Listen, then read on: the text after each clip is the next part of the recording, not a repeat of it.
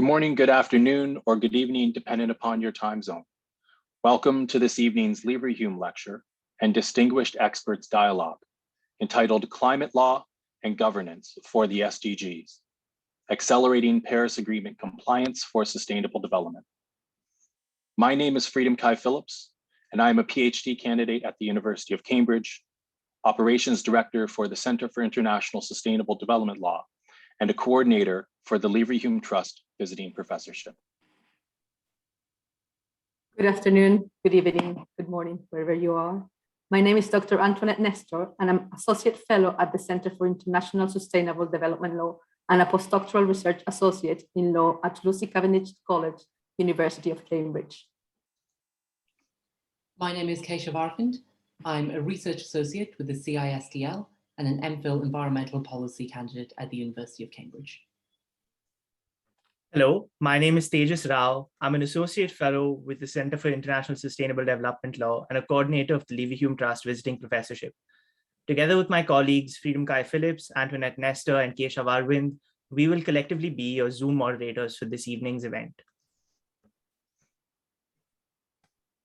We have the pleasure to introduce welcoming remarks by our Vice Chancellor, Professor Stephen Tu, who previously served as President and Vice Chancellor of the University of British Columbia and Director of the University of Toronto's Munk School of Global Affairs. He joined as the 346th Vice Chancellor of the University of Cambridge, capping off an already distinguished career. Ladies and gentlemen, Vice Chancellor Professor Stephen Tu. Distinguished guests, it's my privilege to welcome you on behalf of the University of Cambridge to a very special series of international events on law and governance related to climate change. The challenge of raising climate ambition while ensuring a rapid and equitable pandemic recovery is both urgent and daunting. Climate heating effects are already destabilizing communities, economies, and ecosystems. Meanwhile, the continuing COVID-19 pandemic, sparing no country, continues to test our healthcare systems as the global death toll surpasses an unimaginable 4.5 million people. With the world on a trajectory of catastrophic heating that will only exacerbate inequalities, a drastic course correction is needed. The choice is clear. We can rethink the unsustainable norms and practices ingrained within our social and economic models, or submit to the justice challenge of our century. Legal tools and governance frameworks at local, national, and international levels provide both obstacles and opportunities in responding to climate challenges. Now more than ever, there's a need to build collaborations and amplify ideas that advance the implementation of the Paris Agreement and the Global Sustainable Development Goals. To this end, universities must embrace our decisive role in accelerating the development of law and policy innovation. We must do this while empowering actors across sectors and levels of government to understand, shape, and leverage the role of law in climate mitigation, finance, adaptation, and resilience. Through events like these, I am proud that the University of Cambridge, in lockstep with our hundreds of COP26 partners, stands firm in its commitment to fostering bold climate solutions.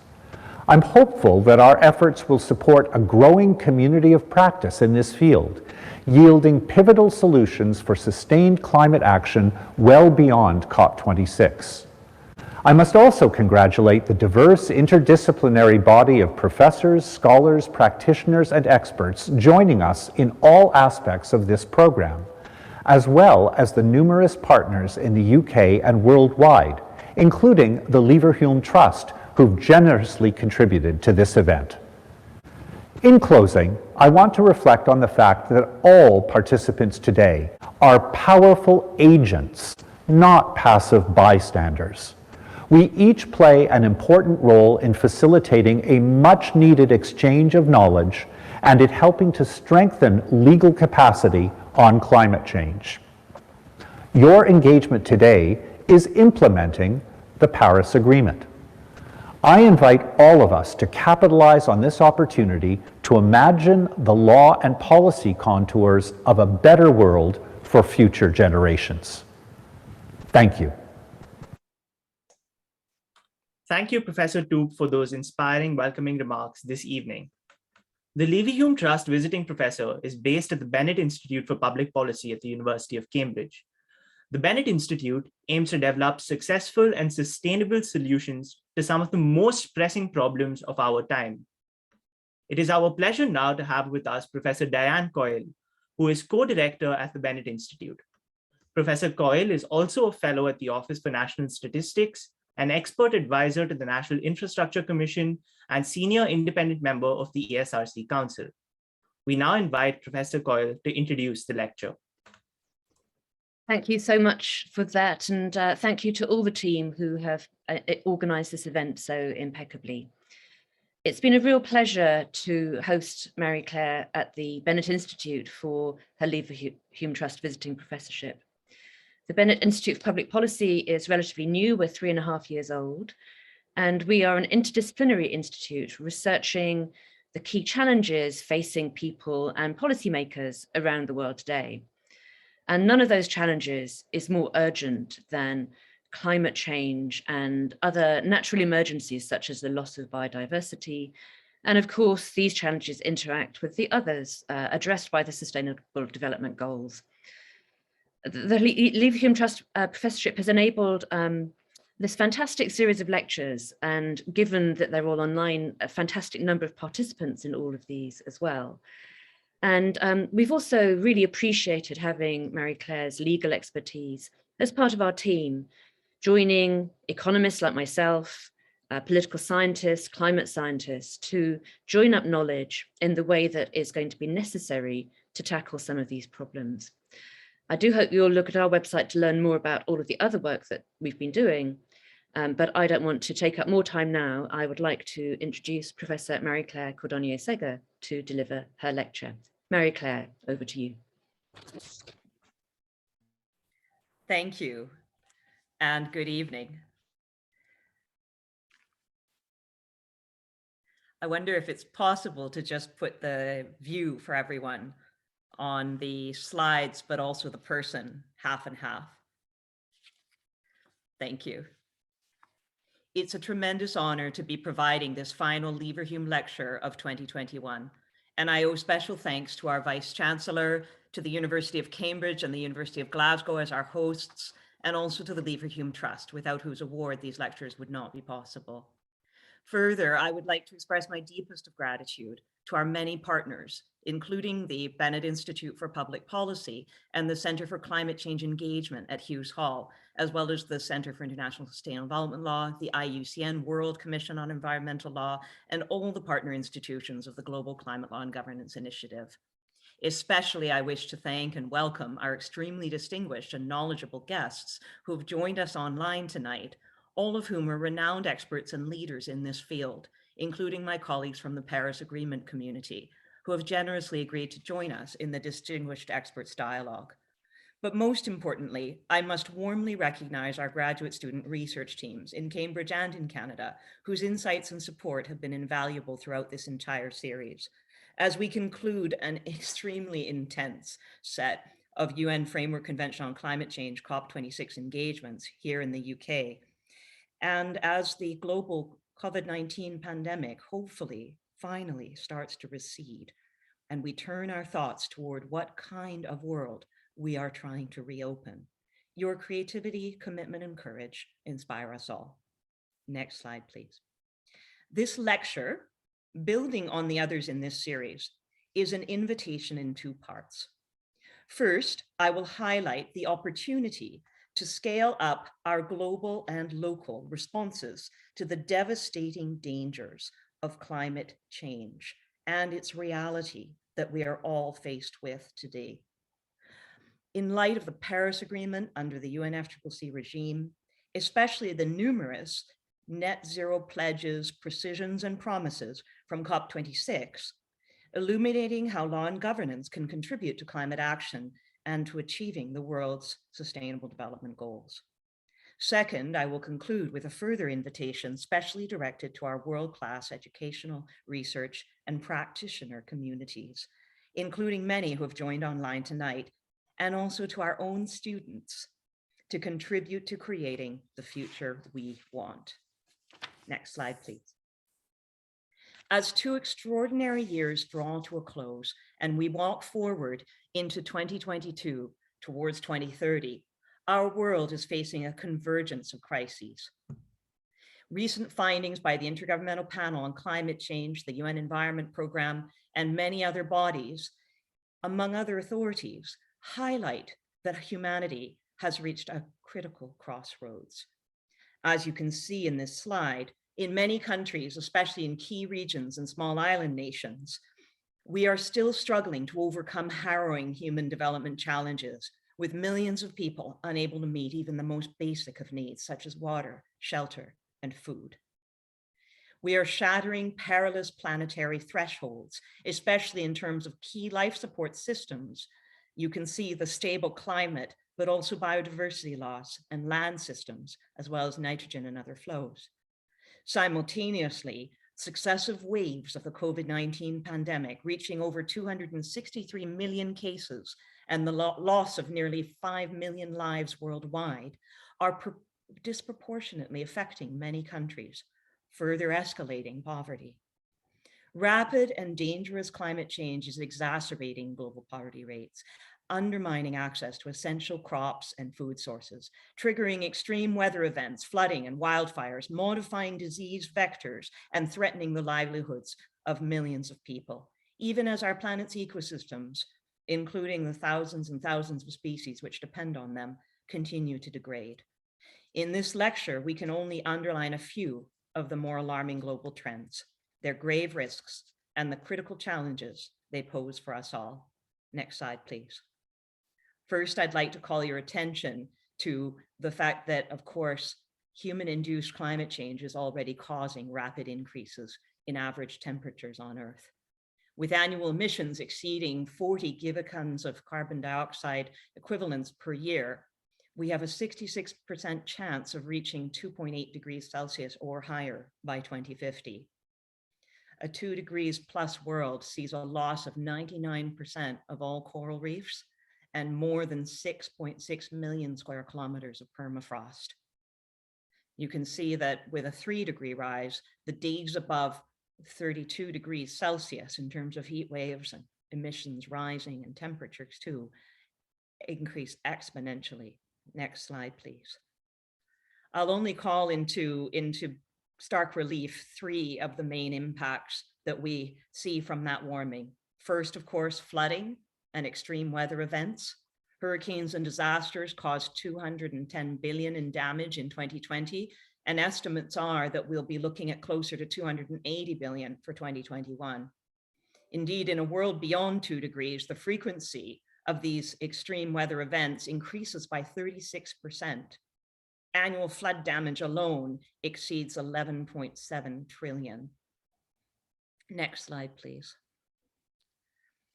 In terms of heat waves, droughts, and fires, we can see that the risks rise exponentially in a world where warming is over 2 degrees, with 37% of the global population suffering heat waves and extreme impacts.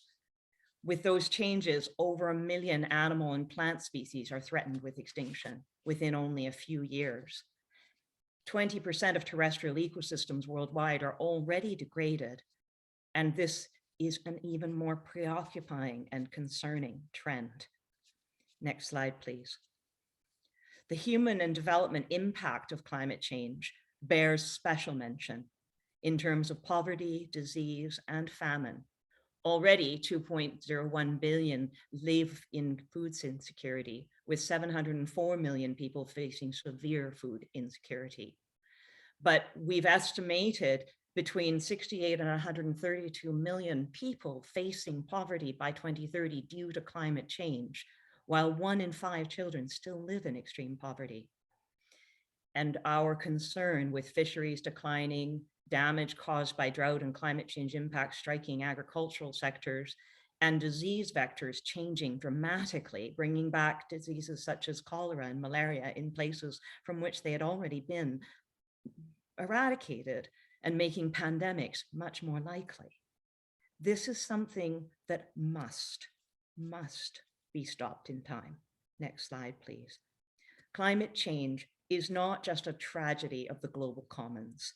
It is public policy failures of education and understanding, of law and governance, of human endeavor across all academic disciplines, all economic sectors, and all of our societies, if we are warned and allow this to continue. These challenges are connected, they are complex, and they are increasing in severity. However, they are not truly surprises.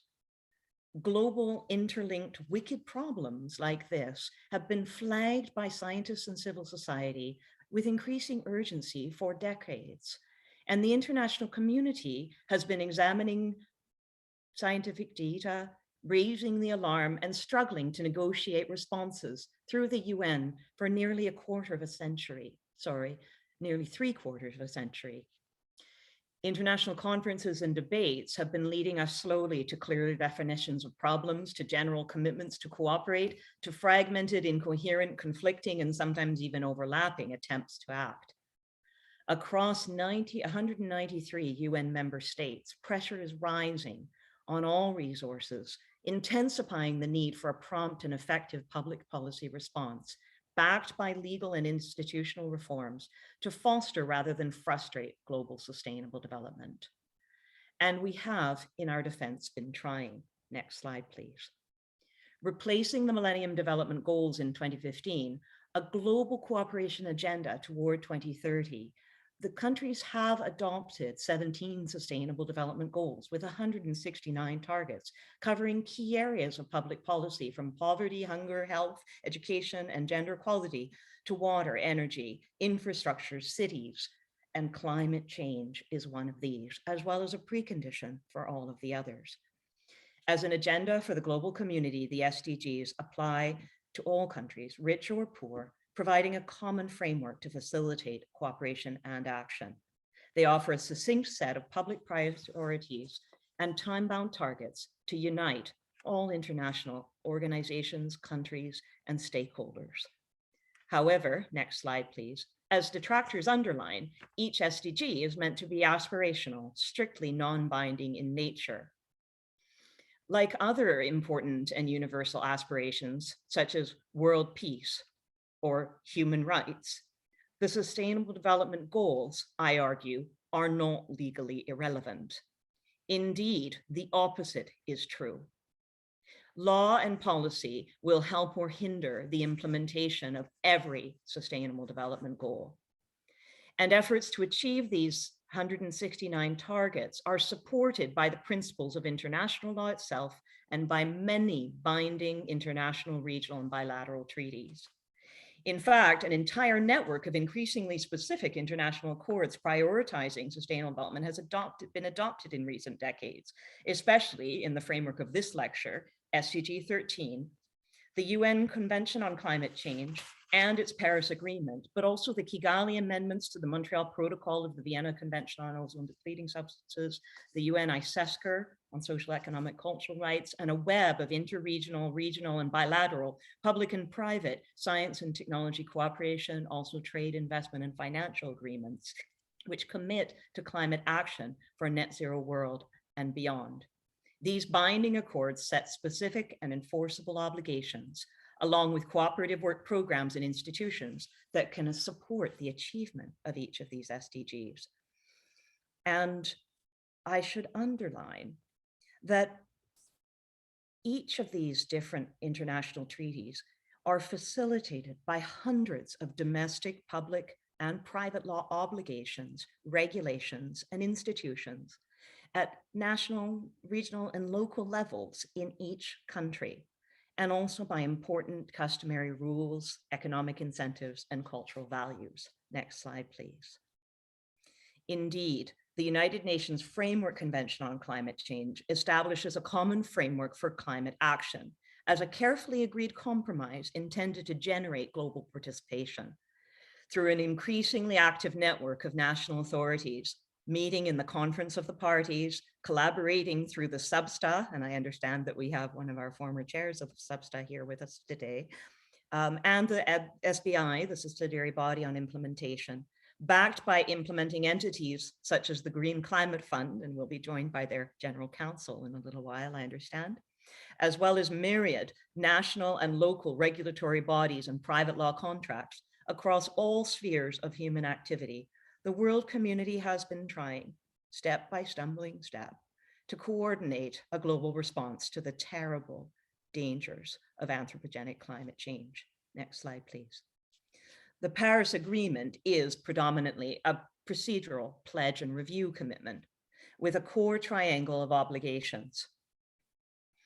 One, nationally determined contributions to global response to climate change, mitigation and adaptation in various forms, backed by two, significant new and additional finance, secured by transparent monitoring and reporting, which permits collective stock taking and public awareness, leading to pressure for higher ambition.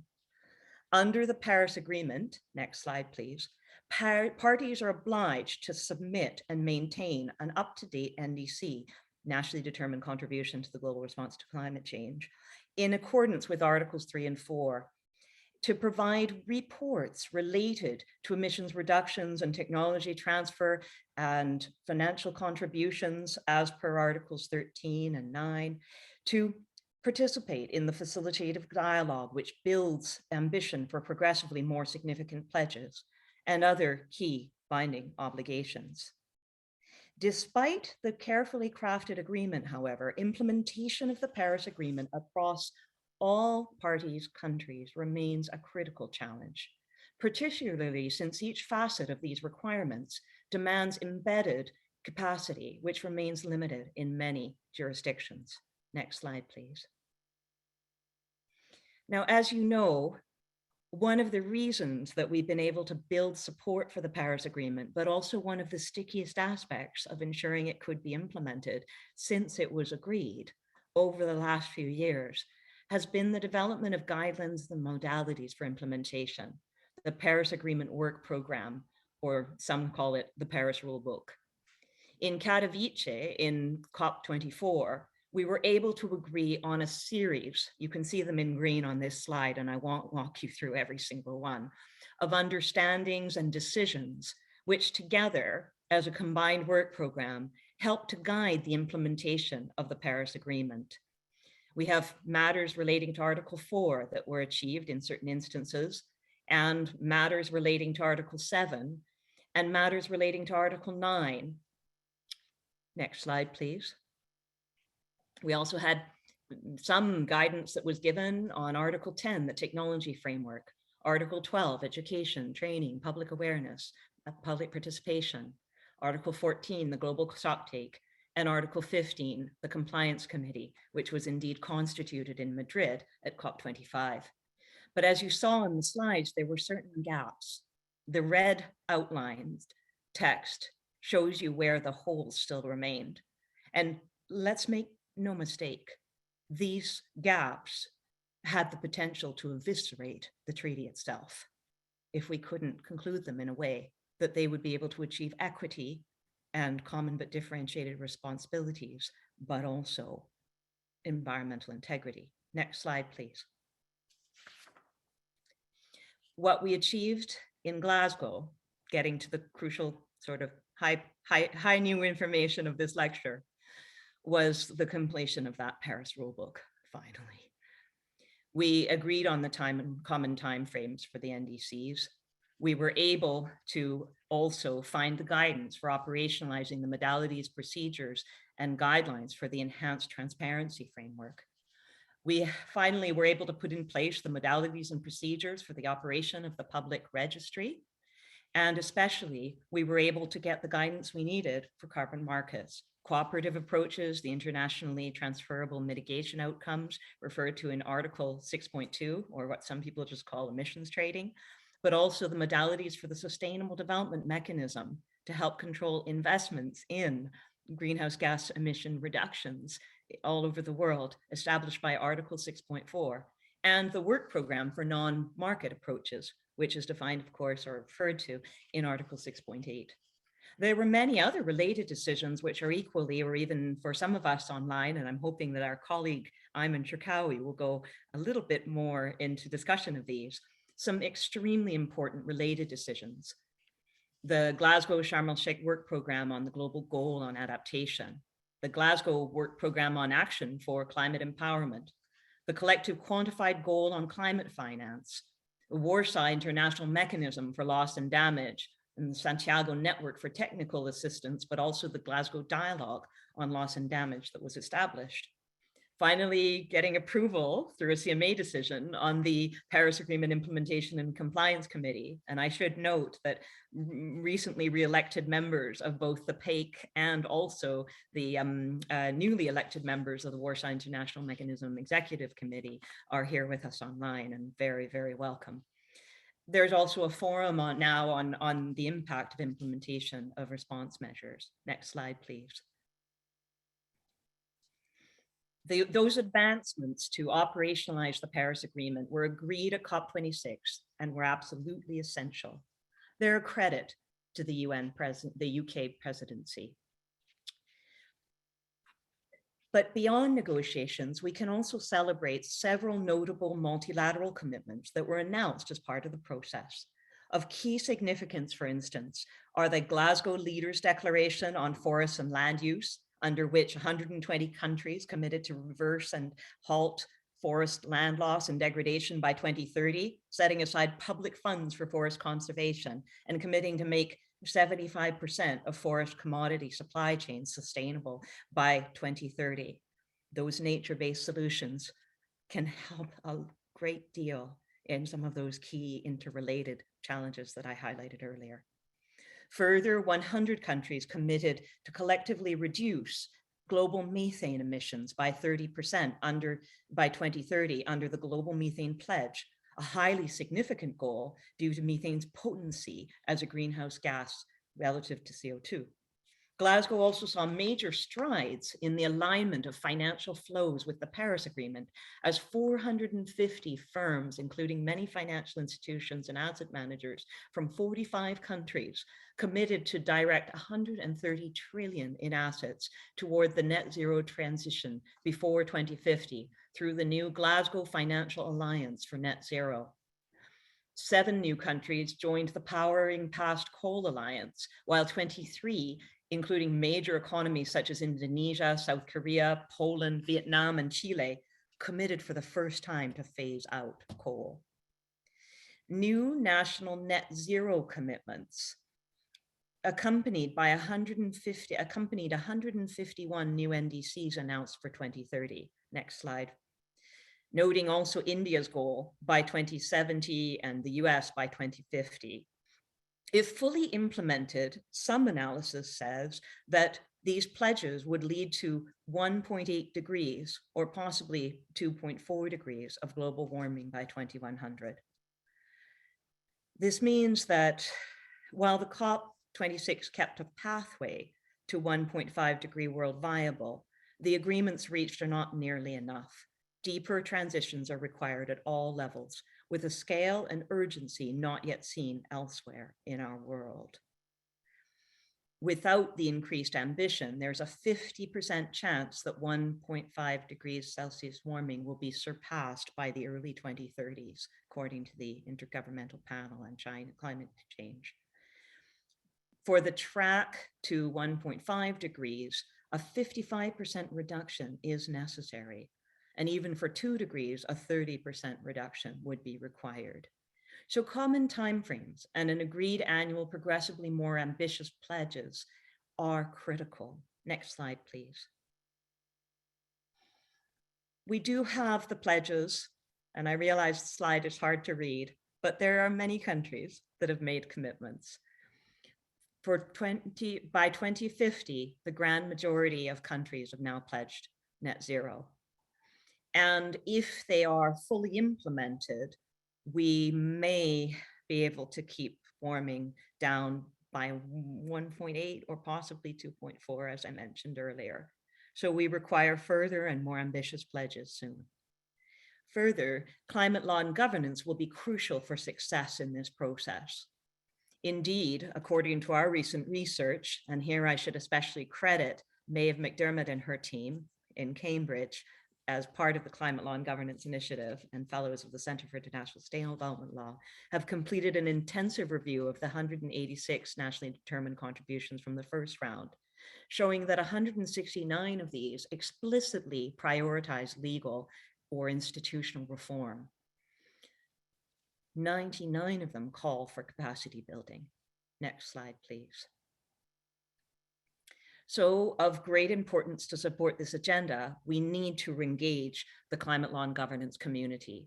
And indeed, in Glasgow, we did our level best to do so, to reach beyond the usual circles of experts and involve as many as we possibly could. Over 1,100 registrants from over 120 countries joined the Climate Law and Governance Day, hosting online and in person at the University of Glasgow in partnership with Strathclyde and Cambridge for 3 high-level plenaries and 16 substantive sessions spanning all aspects of law and governance on climate change and hosted by consortia of international experts who had come for the COP. The day culminated in the celebration of the new laureates of the 2021 Climate Law and Governance Global Leadership Awards. I'm very proud that we have several of them online with us today. And also the 2021 International Student Essay Competition. And we have both past and present winners online with us as well. And a Climate Law and Governance Legal Specialization course trained 163 more specialists. We also were very fortunate, and in this way, we're coming back around again to Cambridge in hosting over 750 participants online for the pre-conference that was held in this university, and to be able to come back and share an analysis of some of the outcomes. Next slide, please. So turning to the last points then, I think it's very important to highlight that law and governance can either help or hinder action on climate change. And I'm going to give just 3 examples as I come to a close. First, law reform for climate mitigation. Rule of law supported by enabling legal frameworks can foster more sustainable greenhouse gas emission reductions, stickier change that stays rather than shooting back up again when we turn our attention away. Regulations and also litigation can drive net zero targets, underpin carbon markets, and support low carbon development.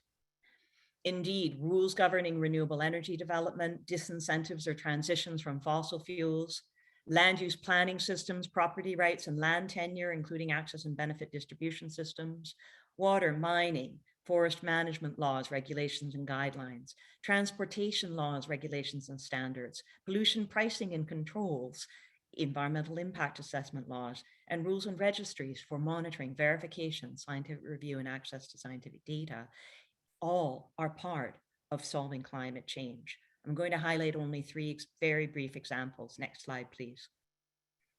First, of course, to be able to enforce transparent, participatory, and accountable decision-making, engaging decision makers and communities toward renewable energy transition, coal phase down, and other emission reductions.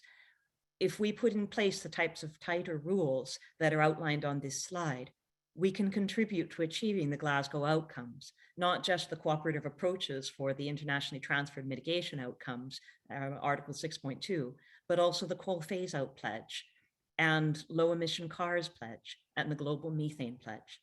Next slide, please. Second, again, as an example, by establishing and respecting joint landscape management regimes, fostering better management of natural resources and agricultural lands, we can find the ways to be able to make nature-based solutions much more likely to succeed. This supports the Glasgow Leaders Declaration on forests and land use, as well as Article 6.4 of the Paris Agreement, the Sustainable Development Mechanism, and REDD+, among many others. And third, we can support our nationally determined contributions and net zero pledges, reallocating capital across infrastructure and other tenders and projects through private contracts, supporting Paris Agreement Article 4 to 6, but also halting the fossil fuel finance as pledged, supporting the coal phase out as pledged, and even assisting with response measures. Next slide, please. In terms of law and governance for climate adaptation and resilience, an enabling legal framework supported by the rule of law can strengthen capacity to adapt and promote resilience to climate change. Governance systems, soft systems, reduce vulnerability, enhance resilience, and mitigate unavoidable impacts.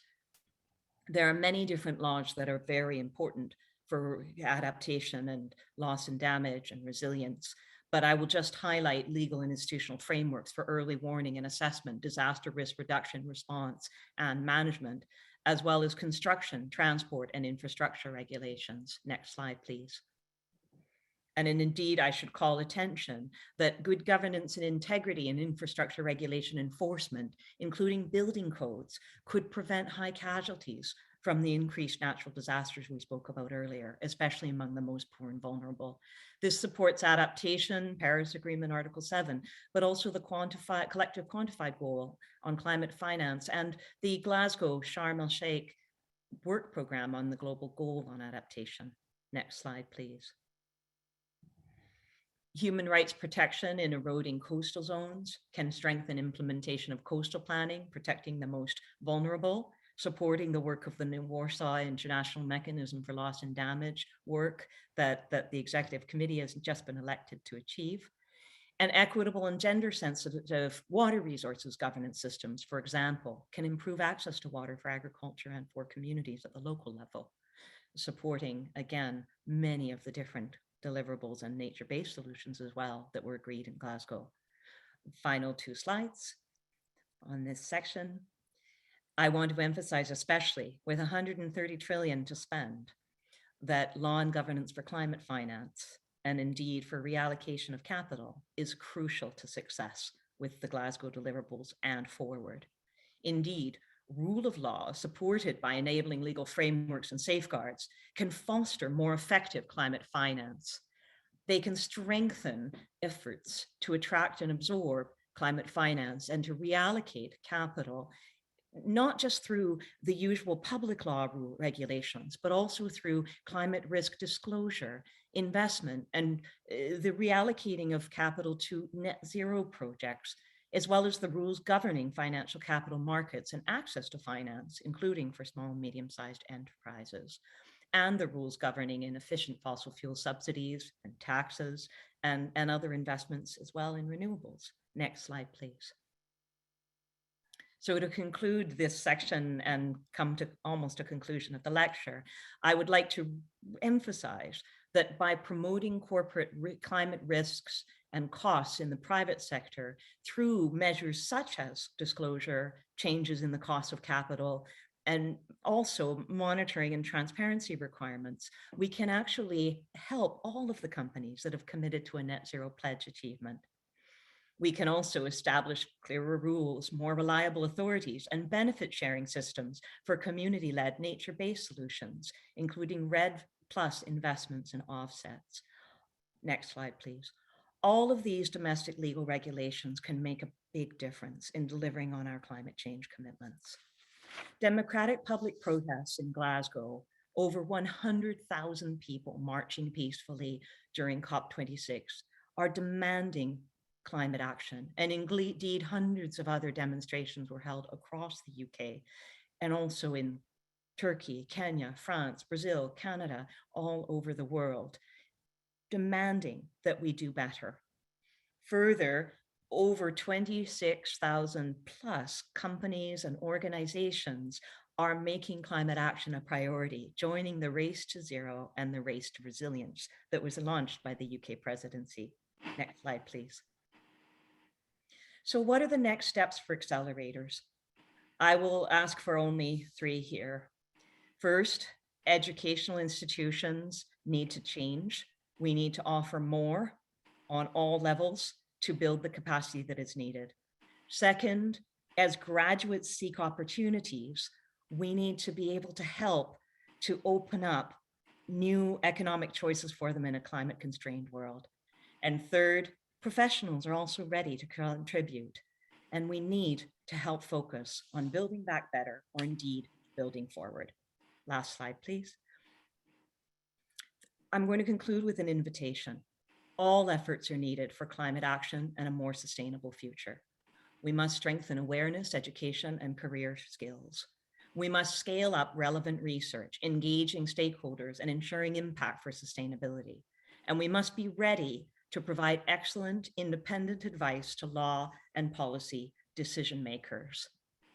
More effort is needed, including by leading law, governance, and business faculties to foster the crucially necessary transition across our global economy and our societies for climate justice.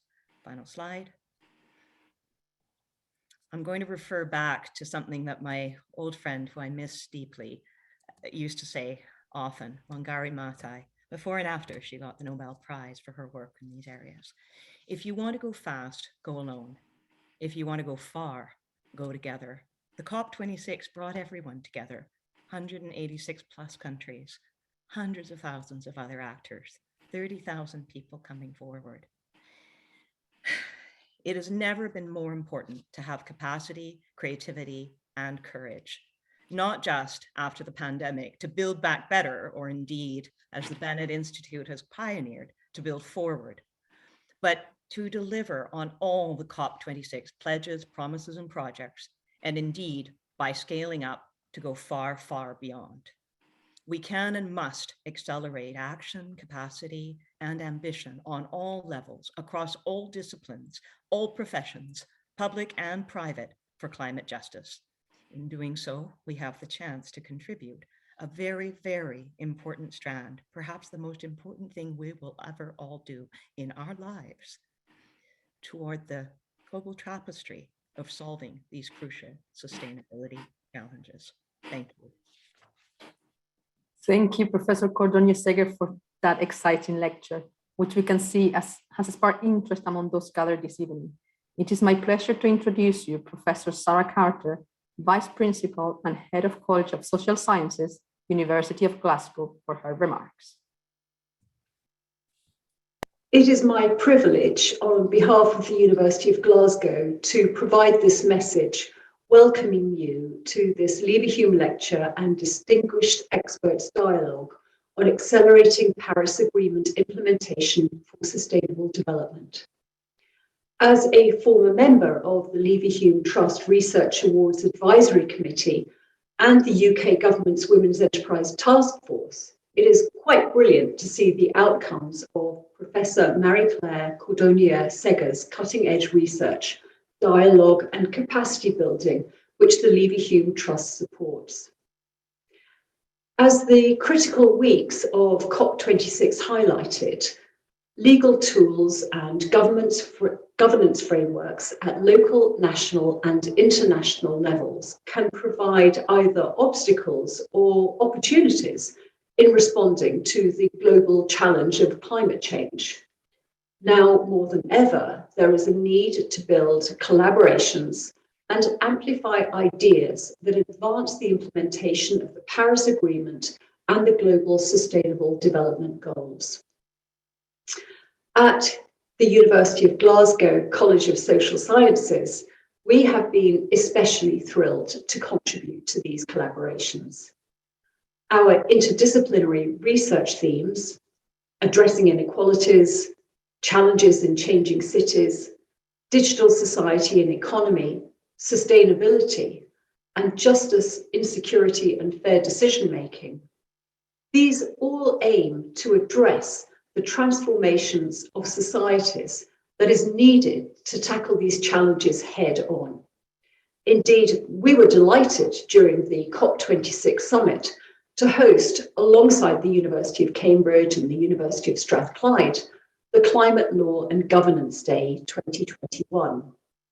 We were particularly thrilled that leading experts and climate law and governance initiative partners at the symposium committed to scale up climate law and governance capacity worldwide from 600 to 6,000 by 2024 to bridge the existing capacity chasm within the field.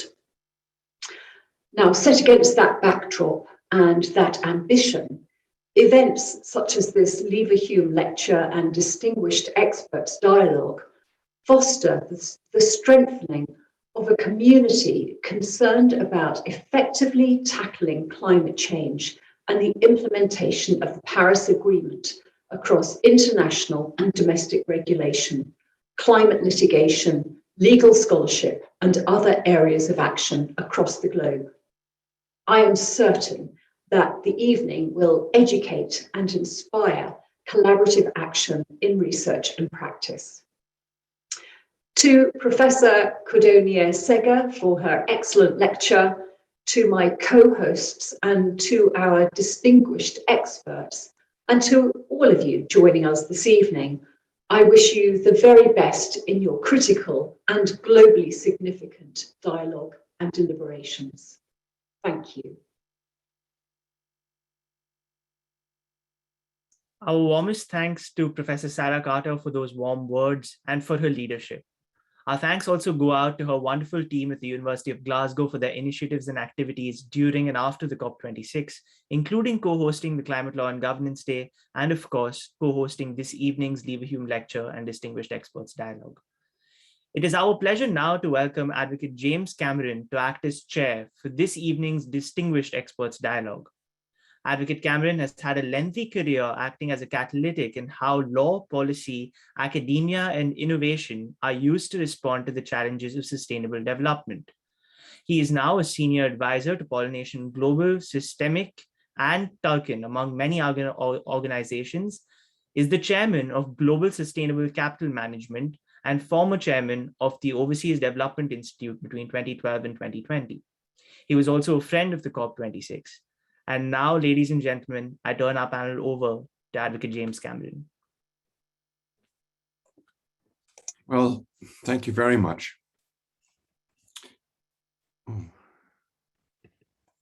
Thank you very much for that introduction. Thank you very much, Professor Carter, for her wonderful summary and for connecting the two great universities on this subject. And particular thanks to Mary Claire for her fantastic lecture. It provides a tremendous resource. I hope that material that you've gathered will be widely used and distributed. I certainly want a copy, please, Mary Claire.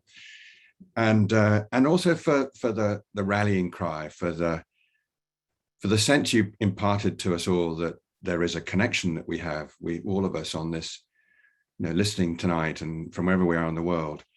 There is a community of practice. There is a community of interest. There is an opportunity to put into practice many of those arguments that you so clearly made for the role of law and the way in which us as agents of change, as Professor Coyle mentioned before, we really do have something to contribute, and we must. So my role is to help our distinguished experts talk to each other and to you, and to keep them to time, because it's actually quite tough to keep everybody who's lined up to time. We're going to have a roundtable format.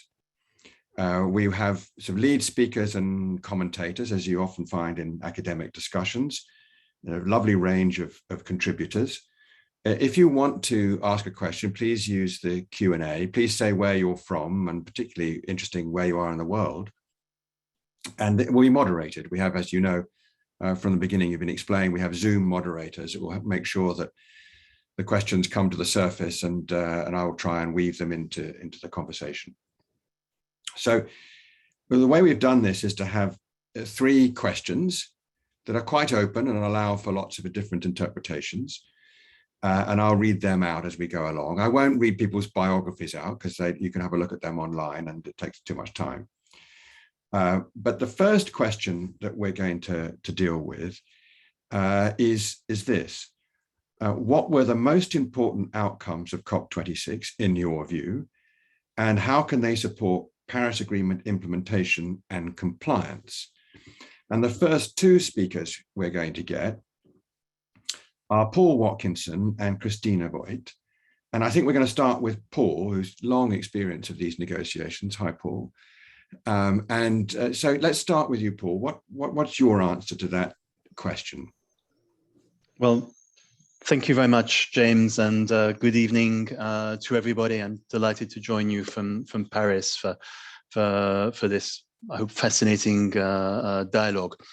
I think I'd stress three different sets of outcomes. It's very hard to synthesize, and I think Marie-Claire has already done an excellent job in going all through it. But as you see, there was a lot there.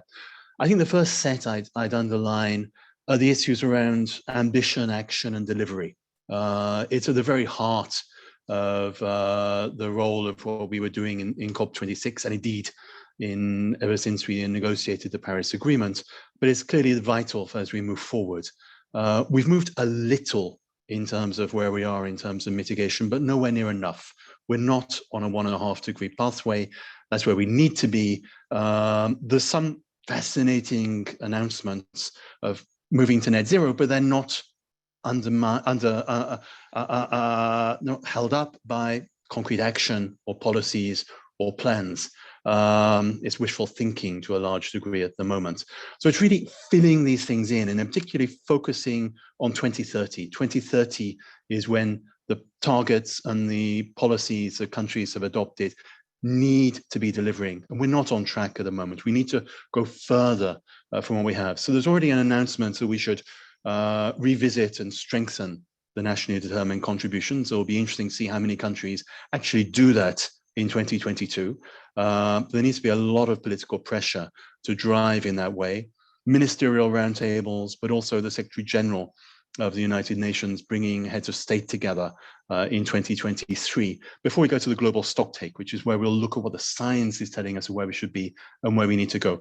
So it's giving us a set of processes, but it's the political moments which will be critical in moving things. You don't negotiate. A conference on its own doesn't deliver climate action, but it's the pressure that it can do to get us there. Within there, mobilizing finance is, of course, vital. Again, we haven't met the targets we set ourselves. We need to go further. The pressure is, again, on to deliver. And linked to the level of mitigation is how much adaptation do we need and what's the loss and damage we're going to face. And I think the Glasgow results gave a great deal of attention to those. And I'm certain that the Egyptian presidency of COP27 in a year's time will put finance, adaptation, and loss and damage very much at the center of where this is taking us. Very quickly, the second set is all about the rule book. And I think we got a set of results finalizing the rule book in Glasgow. I would underline in particular the decision taken on transparency, because transparency underpins everything that we have in the Paris Agreement. It's what we need to deliver confidence and credibility in what parties say they do and what they actually deliver. That links in, of course, into the implementation and compliance side. And Christina knows that much better than I do. But I mean, that side is vital, having that there. The Article 6 decision and having been responsible for that for 2 years when we failed to reach agreement, I was delighted to see that finally turn up a set of decisions. It's good to have them, but I think those decisions, I think we should be conscious they're not perfect. And there's going to need to be a lot of vigilance in how they're implemented. They can be very powerful in helping drive action and mobilize resources, but they can also be undermined if they're not used in the right way. And so a lot needs to be done to ensure there's a strong reputational risk for any country or company that tries to use that in a way which would undermine the environmental integrity. And the final point I'd make is that I think Glasgow decisions brought out something which hasn't always been given enough attention. We saw climate action as being about an environmental challenge through an economic lens, rather neoclassical economic lens usually as well. I think it's seeing more and more there's a social dimension to this matters. It's been growing in our work in the past few years, bringing climate change and gender, bringing in issues around a just transition, which is very much in the focus in the outcomes of Glasgow and needs to be as we take this forward. That links into building capacity, the role of the education institutions, but also I'd underline very much the participation of the public, the role of the citizen in this. And I think unless that is really the center of moving forward, it'll be very hard to deliver. Climate change needs people to deliver. So I'll finish with those three sets of thoughts and to kick you off. Brilliant, thank you. We may want to come back around how that ratchet effect is going to work. I think one of the more significant outcomes of Glasgow you're right, Paul, to focus on the politics of that, because you'll need governments to really take seriously what it means to have an annual ratcheting of ambition up. But also you mentioned Christina, who does know all about the compliance side of this. And so it's a nice handoff to Christina. What struck you about, how's your answer to the question? Well, thank you, James. Good evening to everyone from a very cold evening here in Oslo, where the winter has finally set in. And congratulations, Marie-Claire, to your excellent lecture. It was a pleasure listening to you. Now, to the question, what are the most important outcomes in terms of supporting the Paris Agreement's implementation and compliance? I would like also a little bit like Paul point to three aspects that I think were absolutely important. The first aspect would be what I call absolutely crucial conditions for implementation. The second one would be a booster to implementation. And the third one deals a bit more with compliance and the Paris Agreement Implementation and Compliance Committee. So let me talk briefly about the absolutely crucial outcomes for the implementation of the Paris Agreement. And this, in my view, and I here completely agree with Paul, is the finalization of the Paris Agreement rulebook, the outstanding issues that were finally resolved in Glasgow after many years of negotiations and many, many difficult situations where they were not, parties were not able to resolve them. Because the Paris Agreement rulebook is the set of detailed guidance and modalities for the effective implementation of the Paris Agreement. That's the purpose of that rulebook. And that's exactly what we need, what parties need in order to enable them to do what they agreed to do under the Paris Agreement, and also to close the ambition gap, because we need those processes to kick into motion in order for the Paris Agreement to show its potential. Or in other words, we need them for the engine to kick into motion, and we haven't seen that yet. It hasn't happened. The first reporting is due in 2024. The first stocktake is in 2023. The only thing we've so far had is a first round really of NDCs, but the real potential, the real machinery of the Paris Agreement hasn't yet kicked into motion. But this is what parties enabled it to do, especially, as Paul said, with the decision on the outstanding issues in the transparency regime.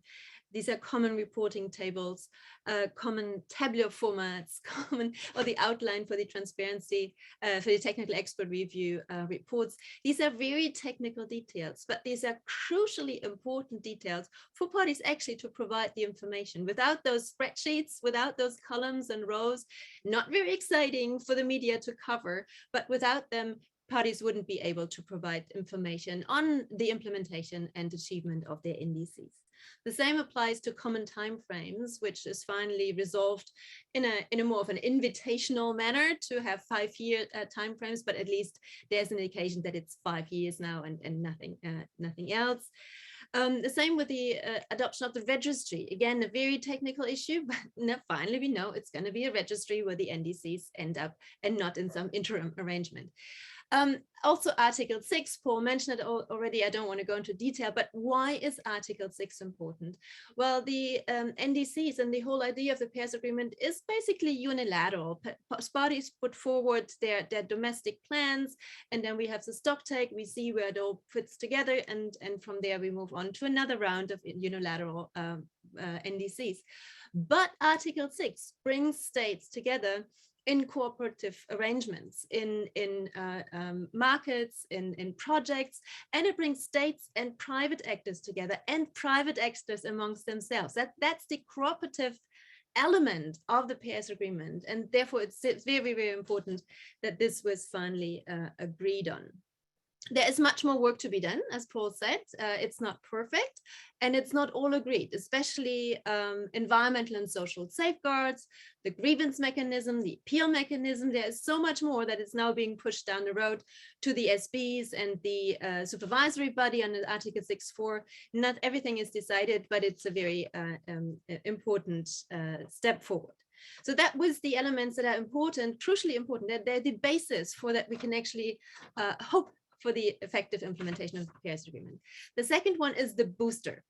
That is the cover decision, especially the one under the CMA, 1 CMA 3, because it deals with the aspect of keeping 1.5 degrees alive. That was the overall slogan, as we know. And here, very important elements featured, some for the first time, some were covered by the media, others not. But in particular, the revision of the NDCs next year, again, basically for all parties, to the invitation to update or renew their NDCs before the COP next year is very important. Also, the mitigation work program that was set up under the SBs, very important. We haven't had really a negotiation stream on mitigation so far. It sounds strange, but it wasn't there. So that's new. The annual synthesis report is important.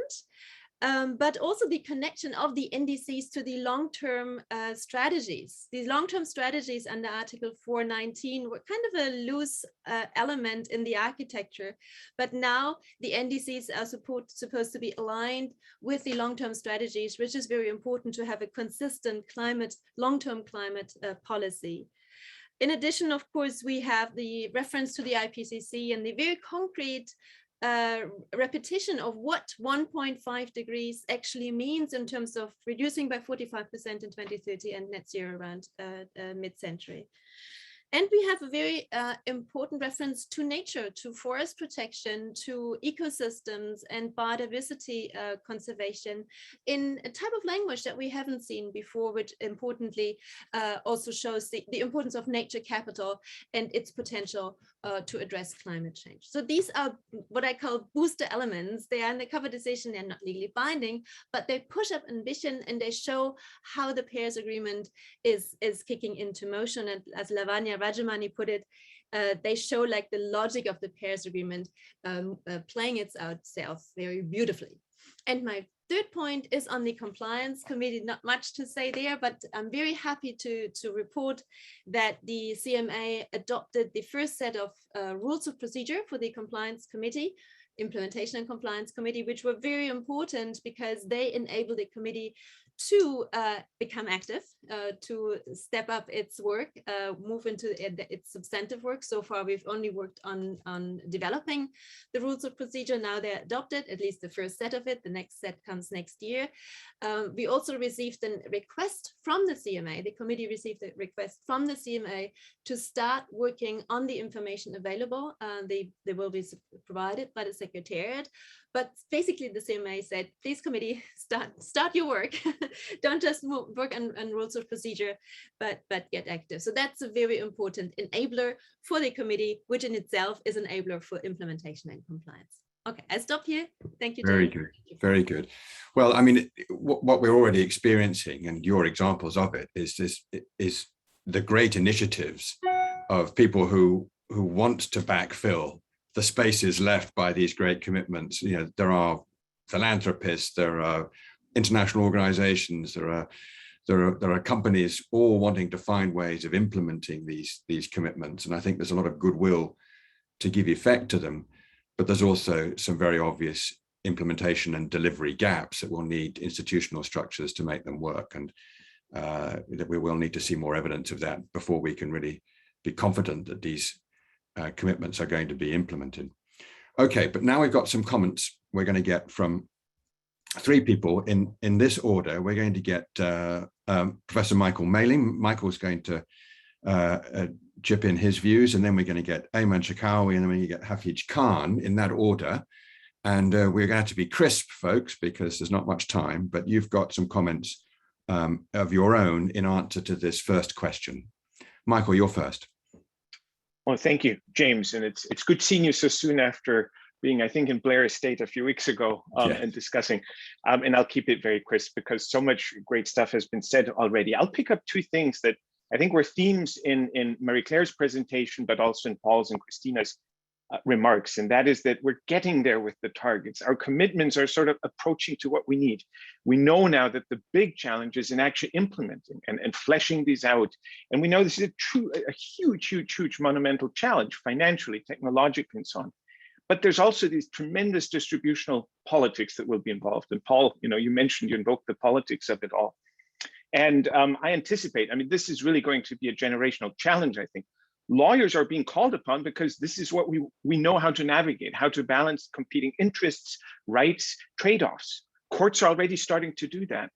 But still, you know, this is such a tremendous challenge. The stakes are so high, and the rule of law is already under pressure around the world in so many different ways. So I anticipate that this is really going to be a generational challenge for us as lawyers, and a make it or break it issue in how law helps us navigate not only the climate challenge, but so many others in times of crisis. Back to you. Brilliant. Lovely and crisp. Thank you, Michael. Ayman, you're next.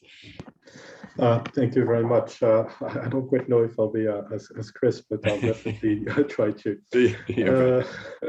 So regarding the aspect of elements of importance, I'm not quite sure I can contribute much to an answer to that for two reasons.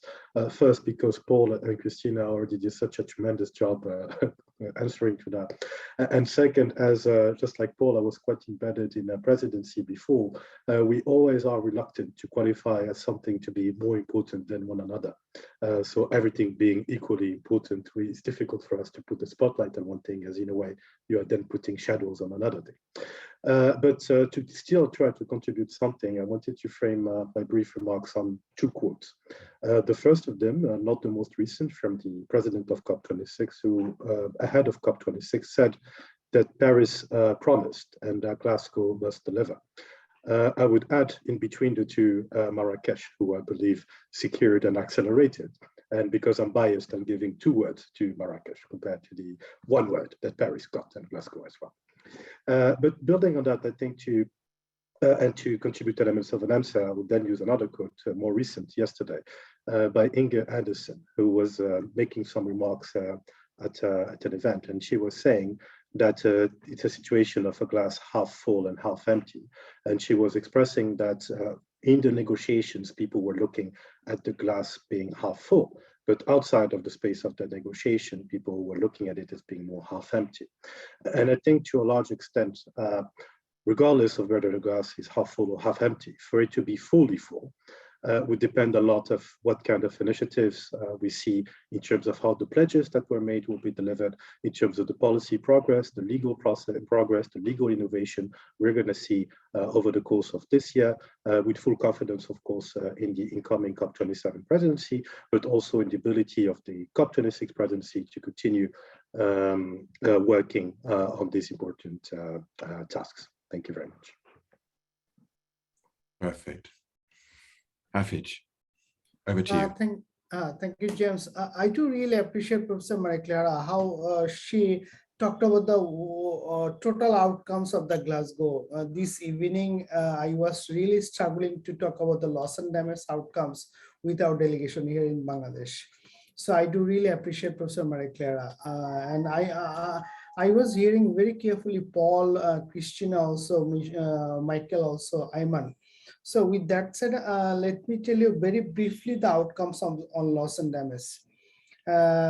We do basically least developing countries, we would like to appreciate the co-presidencies, how they deal with the loss and damage outcomes.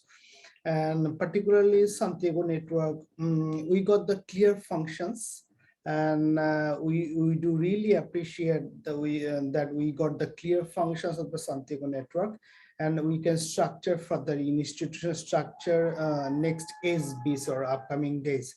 At the same time, even the least developing countries group and other vulnerable countries group, we are really upset with the outcomes of financial loss and damage, but we got some sort of dialogue on loss and damage finance, so that next 2-3 years we can continue dialogue that can be resulted to a specific result, but which is not mandated by the Glasgow. But still, we do appreciate the outcomes on loss and damage.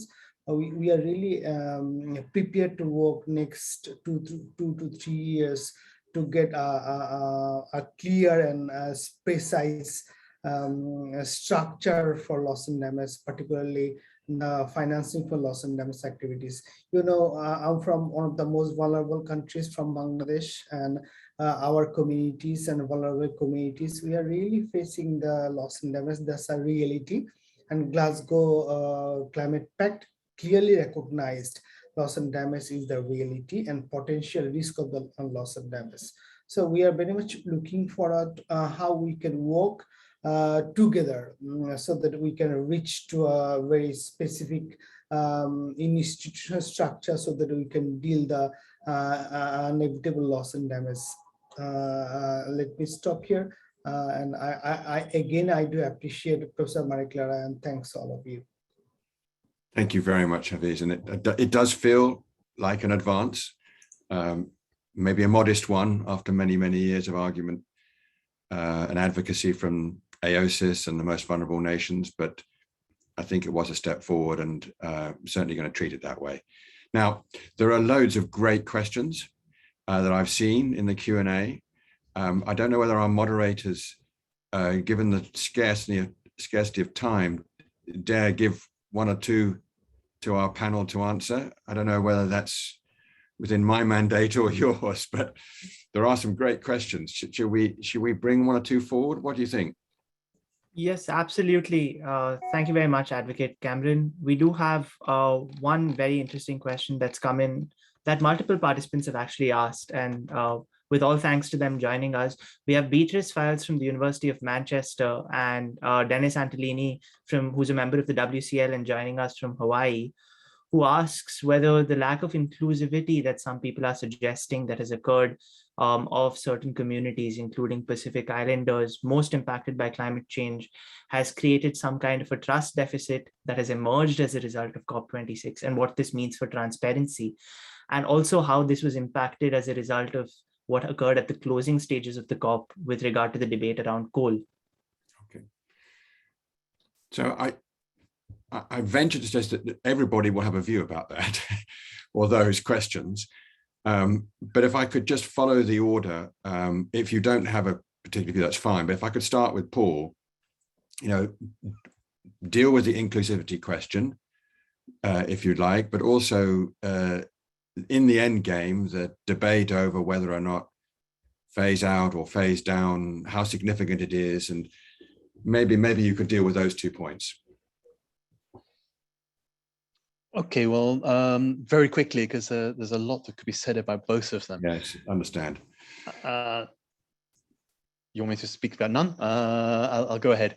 Go. On the first one, inclusivity matters. A multilateral process has its legitimacy because the ability of all parties to have their voices heard. And when parties can't be present, that is a challenge. That said, I think what struck me throughout the time in Glasgow is there was a real desire of all parties to reach agreement. And I think even despite all the challenges, despite the difficulty of getting to the conference despite the impacts of the pandemic throughout the year, there was a real sort of willingness to overcome those challenges and to move forward. But the process will not be legitimate if it does not keep all parties on board and able all parties to be part of the process in the future. We can make greater use of virtual settings like this in many ways, and I think we've learned to do more that way. But there's going to have to be in-person meetings where all can be as we move forward. How about phase out, phase down, and the coal at the end? The wording on that, I mean, it got a lot of attention because it was in the plenary and it was the final drama of a COP. I mean, we often get things which have to be altered to get a deal, and it was obviously unfortunate that it went in that way. That said, the wording which was there was already a fairly weak calling to accelerate efforts. The real importance of that is having a message which refers explicitly to coal, which refers explicitly to fossil fuel subsidies. Now, then I think there were some legitimate issues which were not on the table. Wider fossil fuels and not just coal, phasing out exploration, which needs to be there. And it was interesting that in that change, phase out is better than phase down, clearly, but it's already moving to talk about this. That's symbolically important. But in phasing out fossil fuel subsidies, we've actually been much better in many countries in phasing it out where it is limiting, where it's aimed at supporting the poor. We haven't always done it in terms of where it's supporting the richest. And I think there was an interesting insertion there about targeted support for the poorest and most vulnerable. And I think all that brings it back to the question of justice, and the social dimension needs to be in there for that to succeed. Absolutely right. And there was also, in the end, in both the NDC submitted by India with a very strong first 10 years of commitment to changing the power system to make it more renewable. There's plenty in that would lead to the phase out of coal, because coal will never be able to compete with renewables on cost ever again if they would deliver that target. And also the perhaps more important announcements on coal were made in the first week, with withdrawal of investment, public money investment in coal from many of the leading external investors, and certainly from China as well. So those were highly significant, I think. All right, Christina, do you have anything you'd like to add to that question? We've got another question that we'd like to deal with, but Very briefly on the coal and fossil fuel subsidy issue, I think, as Paul said, the signal is really crucial that this paragraph gives. A lot of focus was on coal, but I think equally important, if not even more, is the phasing out of fossil fuel subsidies. Okay, it says inefficient fossil fuel subsidies, but this is an equally strong signal, which the media didn't capture that well. And then, as I agree with Paul, the media captured the discussion in the plenary because it was open to everyone to watch. But the qualifiers of unabated coal and inefficient subsidies, they came in on the request of some developed countries, which nobody seemed to criticize. China and India were criticized for changing phasing out to phasing down, but the other qualifiers, they were never criticized, and they're equally watering out the strength of this paragraph.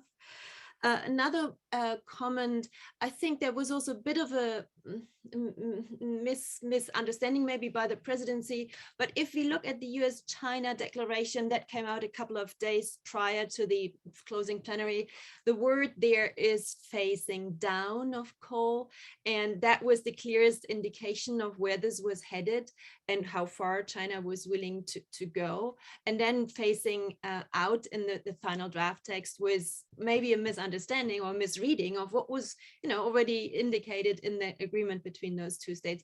And I think from a diplomatic position, it could have been avoided, that last minute plenary challenge. And there's an equity issue there squarely, because Europe has built its wealth on coal, as Franz Timmermans very clearly said in the plenary. And of course, now developing countries still have to remain their developing space for a while. And therefore, I think phasing down is probably the most equitable way, with a maybe slightly less strong signal, but still a very important signal there. Okay, can we get the one more question that you wanted to have aired? And maybe that just leads straight into comment from our expert commentators if they would like. Of course, thank you very much. So this question comes from two of our distinguished experts. We've got two of our VIP guests. We've got Christopher Campbell-Duruflé, who's a Banting postdoctoral fellow at the University of Cambridge, as well as Professor Emanuela Ducis, who's joining us from the University of Athens, who both point to the reflection about the change in when the NDCs are to be revised and the call for trusting the science. And they both ask whether we are witnessing a more responsive or experimental approach to implementing the Paris Agreement, and also what are the most promising ways of convincing parties to raise their ambitions and to act on this request. Well, Paul dealt briefly with that already, with the idea of how the politics is going to have to work hard in the next year to make good that commitment for an annual raising of ambition, and the system is going to be tested by how that gets done, and some governments will find it very hard to do. But equally, is there something further you'd like to say, Paul, in answer to those questions? Because it is the way the Paris Agreement was designed, but just accelerated. It's within the structure that was imagined and envisioned, that you had such a large part in, but it's also kind of speeded up the process, and there must be some experimentation going on here. I mean, the key thing is to get the maximum pressure on that. I think having the IPCC's 6th assessment report is very, very important. We've already got the first group. We'll have work on adaptation, and of course, the whole block on mitigation coming through next year. How do we use that? How does the wider civil society use that as well? How does this all get put into the political debate? And how does this set up in terms of the politics of it, working with ministers and also then working with the Secretary General, not just 2022, but 2023. It has to be several goes at getting there. And it's also filling in, good practice being shared, and the support and solidarity will also have to be part of this too. It cannot be everybody being left to do it. There will certainly have to be the mobilization of finance and support to get delivery. And Christina, so last parting shot from you. I mean, clearly there's also some experimentation going on with these more, plurilateral or sectoral or agreements that involve non-state actors as well, where one thinks that the chances of implementation are really pretty good because they've volunteered to come together in an agreement and they've made themselves visible for scrutiny. So that's also a kind of experimentation in law and governance, right? Absolutely, but by the end of the day, it does depend on careful and robust regulation. We know that there are a lot of promises been made, and they've been made for years and centuries. But by the end of the day, having a robust regulation, I think, is a very important and very crucial tool. And we're lawyers here, we understand that, but it is something that cannot be stressed often enough and clearly enough. But to the question about the relationship to science, I think this is a very important signal, which I call the booster, and it might be another term better appropriate, but that very direct reference to the IPCC is very important. If you remember Katowice and that, Katowice, and the big discussion whether welcoming or noting the IPCC 1.5 report, that was absent this time. This time it's very clearly welcoming and even taken in the specific goals. And what we're also seeing is a goal changer for the Paris Agreement. The focus is not on well below 2 degrees anymore. It was on 1.5, which is really important. And the focus was not in the second half of the century anymore. It was on mid-century, on 2050. So we're moving closer, and we're reducing we're raising the target in a way, 1.5. These are important signals within the dynamism of the Paris Agreement.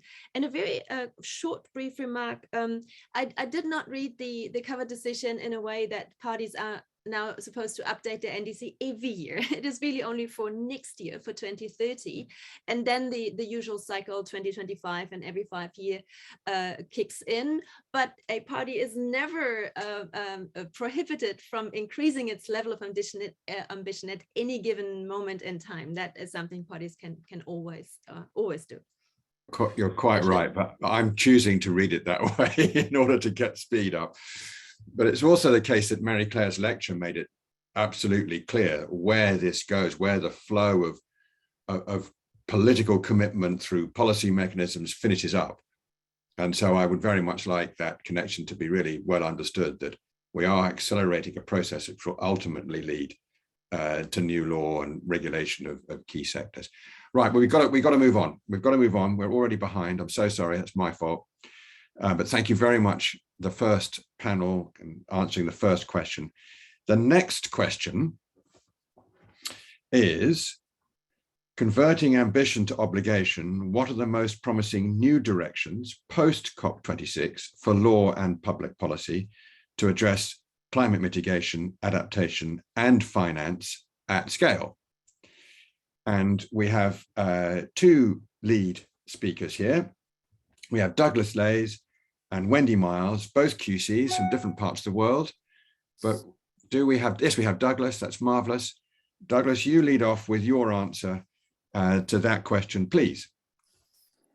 Yes, thanks, Chair, and good evening, good morning, wherever, to all the distinguished colleagues and guests. I want to leave off by saying that I look at it from the perspective of the GCF. And as we know, the GCF is the primary financing mechanism under the Paris Agreement to assist developing countries against the adverse effects of climate change.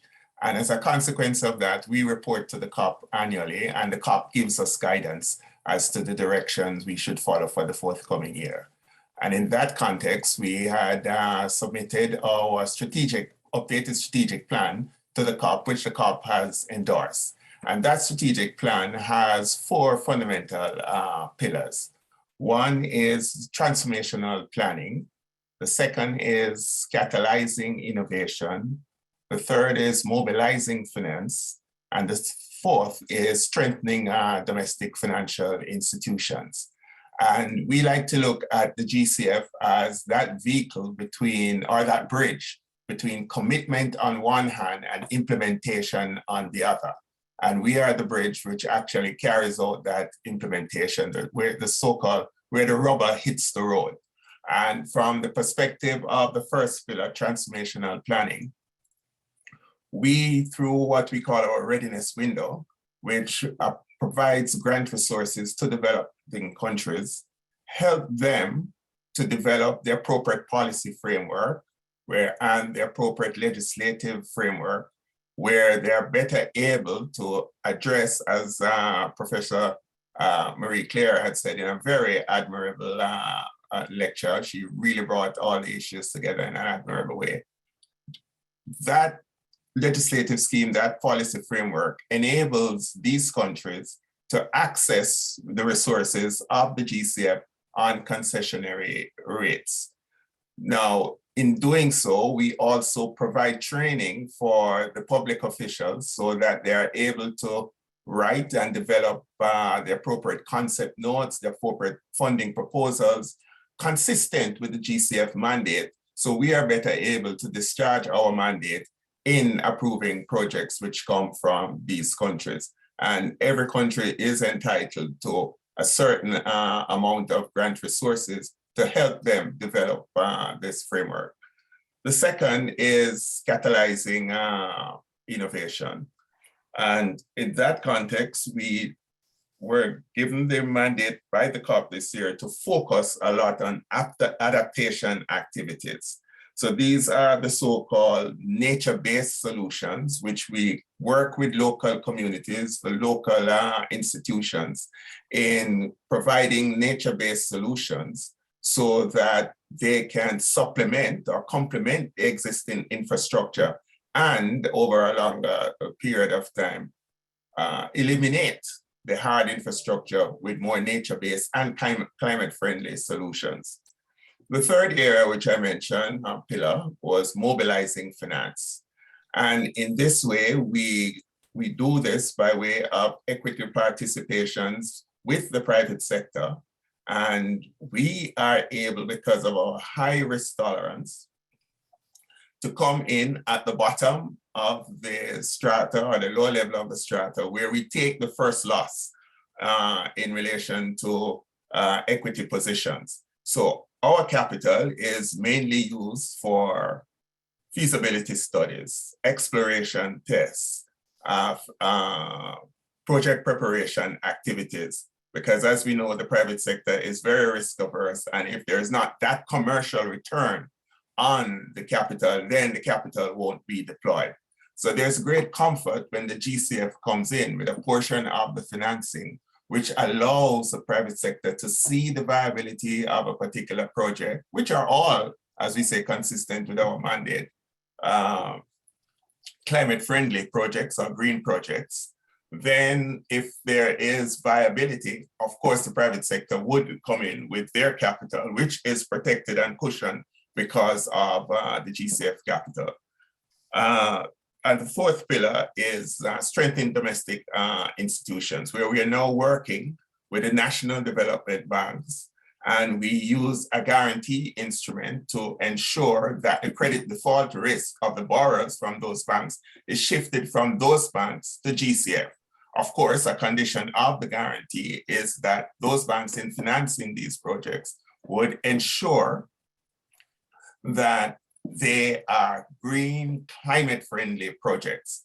And in that way, we slowly shift the banks away from fossil fuel dependent projects into green projects. So that's how we intend to realize the ambitions of the Paris Agreement.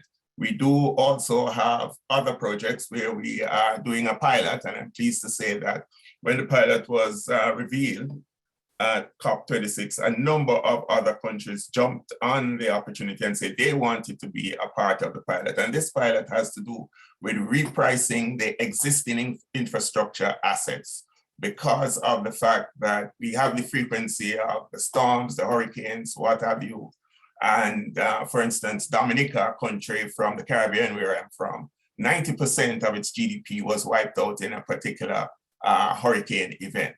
Now, insurance companies are looking at that and say, well, no, we got to do something because these storms are coming with such frequency. So we are looking at models where we can develop nature-based solutions to reprice the existing hard infrastructure assets, which, as we know, in creating a bridge or a road or something of dam or something of that nature, the carbon emissions which go into the cement, the steel, etc. So if we can get the nature-based solutions, a lot of CO2 emissions would be avoided. So those are some of the instances in which we are pursuing the actual implementation and realizing the ambitions of the Paris Agreement. Over. Very good, very interesting. And we might want to come back a little bit if we have the time to these cost of capital issues, because they're absolutely central. We have to get the cost of capital down, particularly for those countries who are most vulnerable, for the just energy transition, but also to enhance their natural capital, because often that is their main asset and it's been undervalued for generations. So getting the cost of capital down one way or another, like the ways you suggest, absolutely central to the success of this regime. Okay, Wendy, over to you now. Thank you so much, James. Thank you, Marie-Claire. Thank you, Douglas. And hello to everybody. So the converting ambition to obligation, the most promising new directions, not to sound too much like a British politician, being neither British nor a politician, the UK presidency did promise to focus on, I want to do this in a Boris accent, coal, cars, cash and trees. And the most promising new directions for enforcing transition to net zero, to a Paris-aligned 1.5 degree pre-industrial warming, actually relate to those four elements, but with one striking an omission, in my view. That's an omission, not an emission. So key to this COP for me, as much as what went on in the negotiating rooms, were the non-state actor announcements, initiatives and pledges. It's this crowding in of private sector, in particular at this COP through the Race to Zero platform, which was initiated in Paris. It was developed in Marrakesh and it was launched in the UK in 2020. So on those 4 3 C's 1 T, on coal, we've talked a lot about the language in the cover decision in relation to unabated coal phasing down and phasing out inefficient fossil fuel subsidies. That language really is key, although it is in the cover decision and what Christina describes very, very well as the booster. The booster isn't just for state ambition, right? It's for it's for non-state actors as well. It gives them clarity, it gives them certainty. It leaves very little room for debate about the direction of travel. And it bears underscoring, this is the first time fossil fuels, coal have ever been mentioned in a UNFCCC formal instrument. So the cover decision is still a formal instrument. It leaves very little room for debate when it comes to repricing these assets, as Douglas says, not just because of physical risk, but also transition risk as these policies come into play, and litigation risk. So when we're talking about subsidies, carbon pricing, phasing out state-funded or supported use of high-emitting energy sources, there is only one direction, and the speed of travel is fast. There is, don't forget, the high ambition coalition of states that go even further. So they set the bar even higher, and there's some really important big stakeholder states in there. So as we see these commitments become more embedded in national policy and in international trade and investment agreements, we really start to move that needle. And if we don't, rest assured, the NGOs are lining up to bring a third wave of enforcement claims against the states who make those legislative changes and through judicial review proceedings in terms of implementing them, but also potentially regulatory claims against sovereign funds, not Green Climate Fund, don't worry, Douglas. So I would like to see these sticks matched with regulatory enforcement carrots, and I don't just mean subsidies for renewables. I'd like to see more affirmative litigation brought by these claimants to enforce better, more streamlined permitting processes for renewable energy projects, contracts for difference, those sorts of things. So actually affirmatively bringing claims to try to push more efficient permitting and administrative decisions in the right type of infrastructure. Because building entire energy infrastructures is a major enterprise and it needs all the support it can get. Technology sharing is part of that, didn't get a huge amount of attention at this COP, but perhaps those qualifications to the phasing down of unabated coal language might have the unexpected benefit of boosting technology sharing to the countries that need it the most. On cars, not a lot to add here. There is the direct hit from that subsidies language, but also the Article 6 laying out clear carbon accounting and trading frameworks, at least for states, interstate and private parties, that will only accelerate a successful carbon price floor and carbon tax clarity. So cash, this is perhaps the most promising new direction for law and public policy to initiate, to address climate change. Obviously, 21C got a lot of attention at this COP. There's a lot of discussion about climate finance, but the 130 trillion announcement, that was private sector. It's not a real number. There's a lot of double counting in there, but it is a very clear label for the commitment by most major financial investors, institutions in the world who control most of this capital that is sloshing about in global financial markets. So it's a big deal that at COP26, outside the negotiating rooms, they committed to align their investment portfolios to net zero and the climate action plans. Those climate action plans, 5-year plans, are a game changer, and the UK government has already committed to making these mandatory. So that will mean 2050 net zero goals are no longer assigned to the corporate never, 3 or 4 CEOs in the future, but are measurable against the decisions that the C-suite is making today and how it invests. And as soon as these plans are binding on institutions, if done properly, those institutions will have a responsibility to look at the net zero alignment of the companies and projects into which they invest, every single one, and so on all the way through the supply chain. This set of dominoes is now tipped, and there are heady times ahead. So we need to be fair to those financial institutions and find certainty of systems and responsibilities so they can comply. But we also need to be ready to hold their feet to the fire if they don't. And just on that, one of the other big non-state announcement was the IFRS, the International Financial Reporting Standards, announced the ISSB, the International Sustainability Standards Board, and this is to create standards for reporting carbon. Now, just let me finish on the last point, which there are trees, and they relate to what I think is a striking omission in the UK presidency statement, and that is Indigenous people. It's people. It's frankly, it's people, but in particular, Indigenous peoples and human rights. And what I haven't heard a whole lot about today is Marie-Claire did touch on it, is the number of times that Indigenous peoples and human rights and affected populations comes up in the various documents that were negotiated at COP. Both the Article 6 language, it's all the way through there, not as strong as it started, but it stayed in there, and it's in the cover decision. And that is really, really important, because if we're talking about nature-based solutions, what we're talking about is somebody else's ecosystem. And you know, National Geographic tells us 5% of the world's population, Indigenous peoples, are stewards for 80% of the world's ecosystem. But it's not just the nature-based solutions, because transition to net zero requires an awful lot of metals and minerals.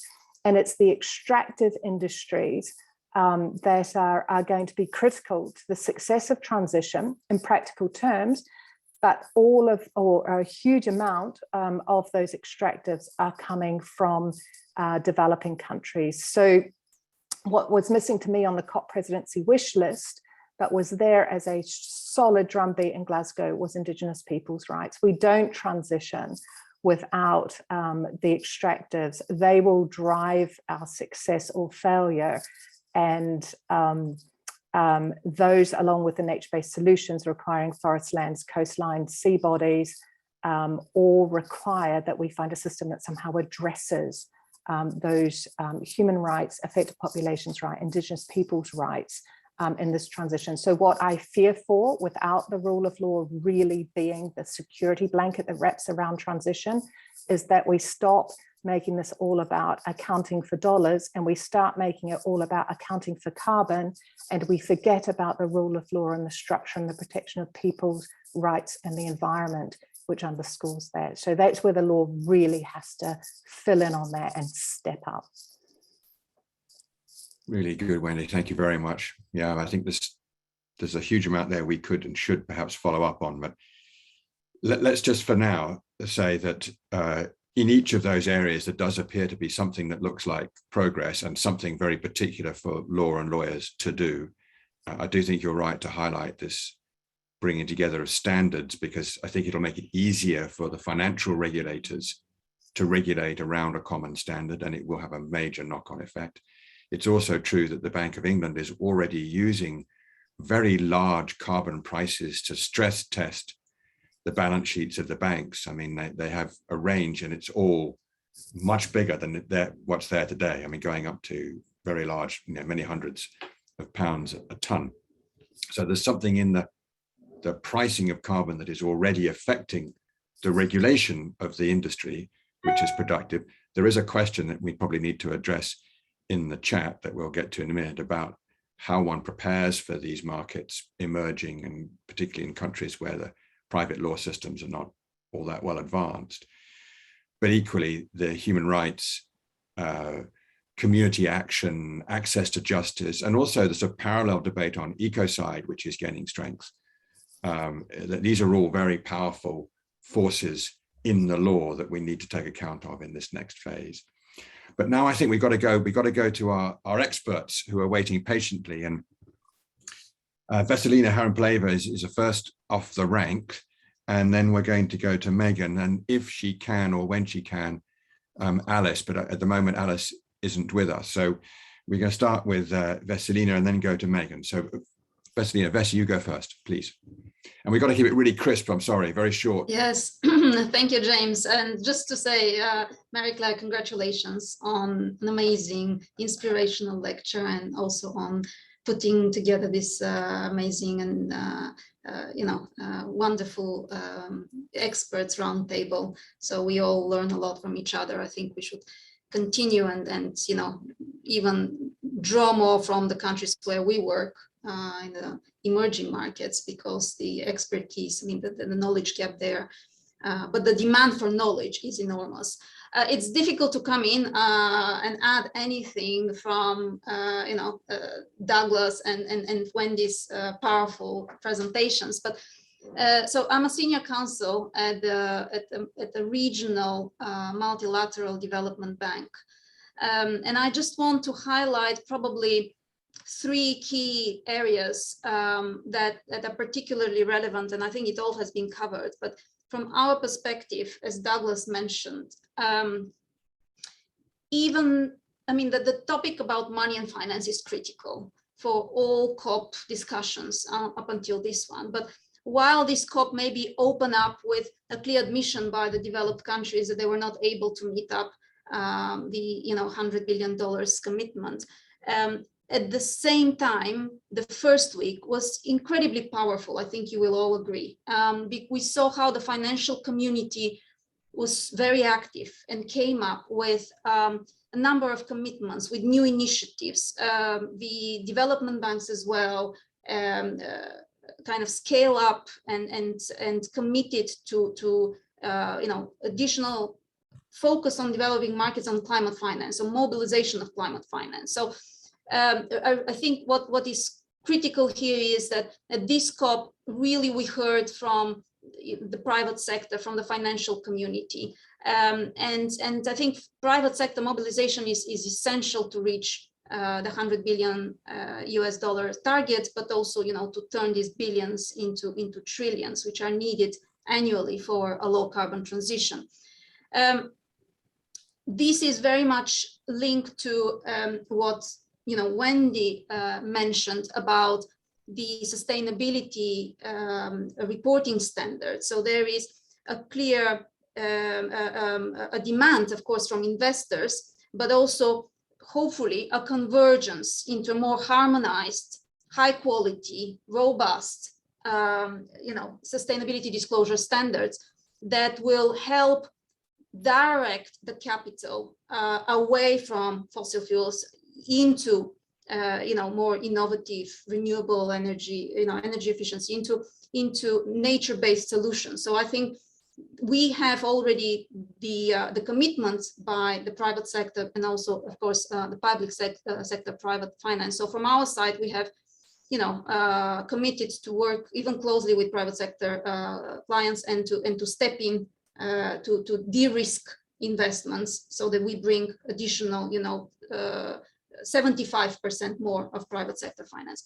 The other point I wanted to mention briefly is the legal framework. Yes, what we have seen and what I have seen in practice is sometimes availability of finance, but developing legal frameworks and regulatory frameworks. So if we as a community don't share knowledge, don't work with our colleagues in less developed countries, the problem is that we cannot unlock and create opportunities for absorption of this climate finance.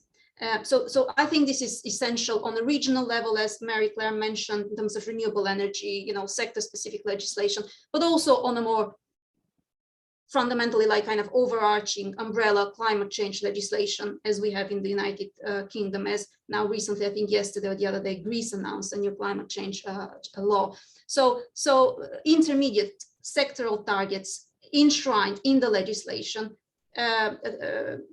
really turning these policy commitments of the parties of Paris agreements to binding obligations. The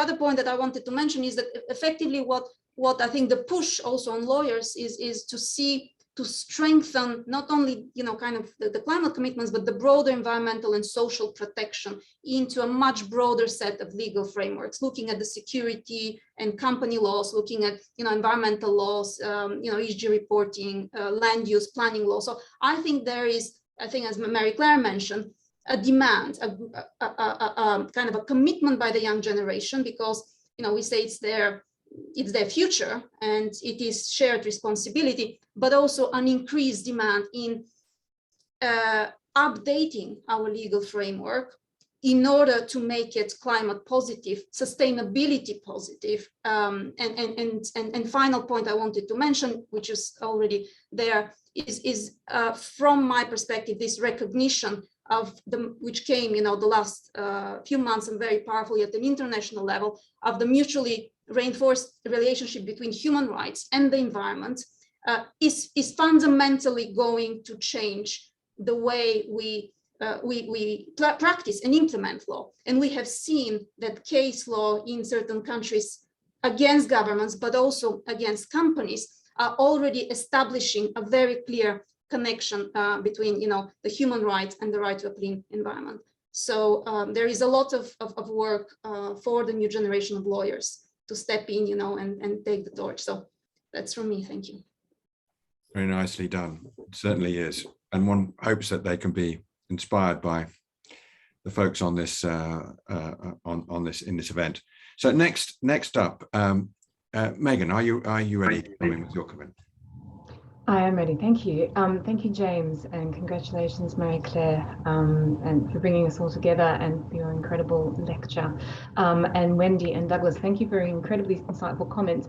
And with an eye on time and also with a nod to the excellence of those comments, I'm going to try and keep mine very brief. If I can do it under 3 minutes, let's see if I can. So I just want to highlight some of the things that came up. And I think the place I want to begin, which is the place I really love beginning these days, and it is Article 2.1c of the Paris Agreement, making finance flows consistent with a low carbon, climate resilient trajectory.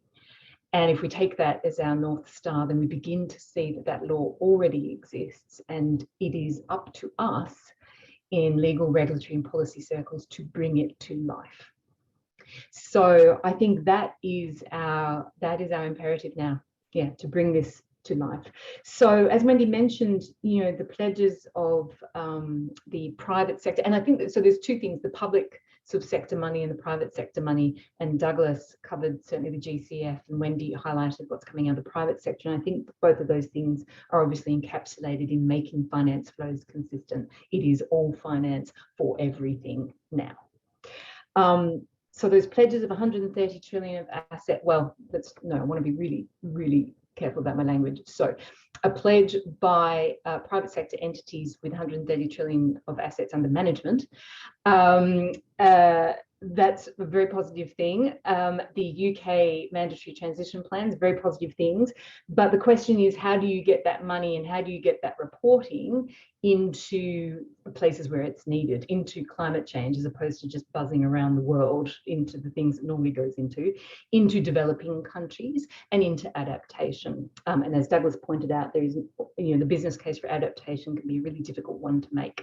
So how do you get these private sector entities that make decisions based on business case logic to mobilize this money in the right places, in the right direction?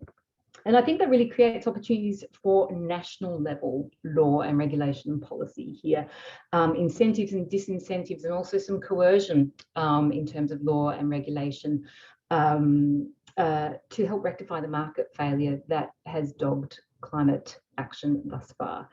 And that also includes that financial mechanisms with dollar signs in front of them, tax and carbon price and so forth, but also enabling modalities, facilitative modalities, which are much more things around disclosure reporting, partnerships, innovative think tanks. So those sort of mechanisms are incredibly important at the national level. And then, I mean, for example, taking the UK will next year pretty much open up its Companies Act for discussion around these points, which is an incredible opportunity. What do we need to see in it now? What can we, as lawyers and legal experts, begin to be thinking about now, to be pushing for? And can that perhaps have a cascade effect in other countries? And then the fourth point I want to mention, Wendy mentioned it obliquely, is the notion of accountability and enforceability. How do we know that the disclosure and the transition plans are relating to what we need them to relate to? At this point in time, we're not 100% sure what would be in a transition plan, but we need to be thinking about that now, frankly. And then, of course, the role of civil society, litigation, financial regulators, as well as practitioners and youth activists. I mean, it's all hands on deck. Certainly is. Thank you very much for that. And we're going to have to do a bit of crushing together of the last section because we're behind time. Apologies to everybody for that. I know people will have to leave as well. So thank you everybody who answered that question. Apologies that we won't be able to deal with individual questions, but there might be some opportunity to follow up afterwards. I'm sure we'll keep good track of the good questions that were asked. We're going to go to the third question now. How can leading international organizations, business and civil society, especially world-class universities and foundations, accelerate capacity and action on the ground to advance climate justice and the SDGs in time, it says in the last part of that sentence. So I'm going to ask everybody here, and I can see Nico there, and then Marcus, and then Sumudu and Emily and Vedanta, if you can assume that you're all going to be asked to comment on this, but we're going to lead off with Nico and Marcus. And forgive me for just emphasizing that we are really pretty much out of time. And so you've got to be super, super short with your observations. But hopefully we can get some great thoughts out in this last section before we get Antonio to wrap it up for us. So Nico, you go first. Thank you so much, James. And I'm so happy to join and also to have listened to Marie-Claire. Well, I just briefly would like to refer to the opportunity to request an advisory opinion of the International Court of Justice, the World Court. And of course, as the name indicates, it's by definition of a non-binding nature, but advisory opinions, as they do come from the World Court, the principal judicial institutions of the United Nations, carry considerable weight. They can clarify the law, they can even declare what is the state of the art of the law. Perhaps they can even develop the law, progressively develop the law. And we have interesting and inspiring examples. For example, several advisory opinions relating to the powers and functions of the United Nations, the reparation for injuries advisory opinion, the certain expenses opinion of the court really was very instrumental in developing the legal personality of the United Nations.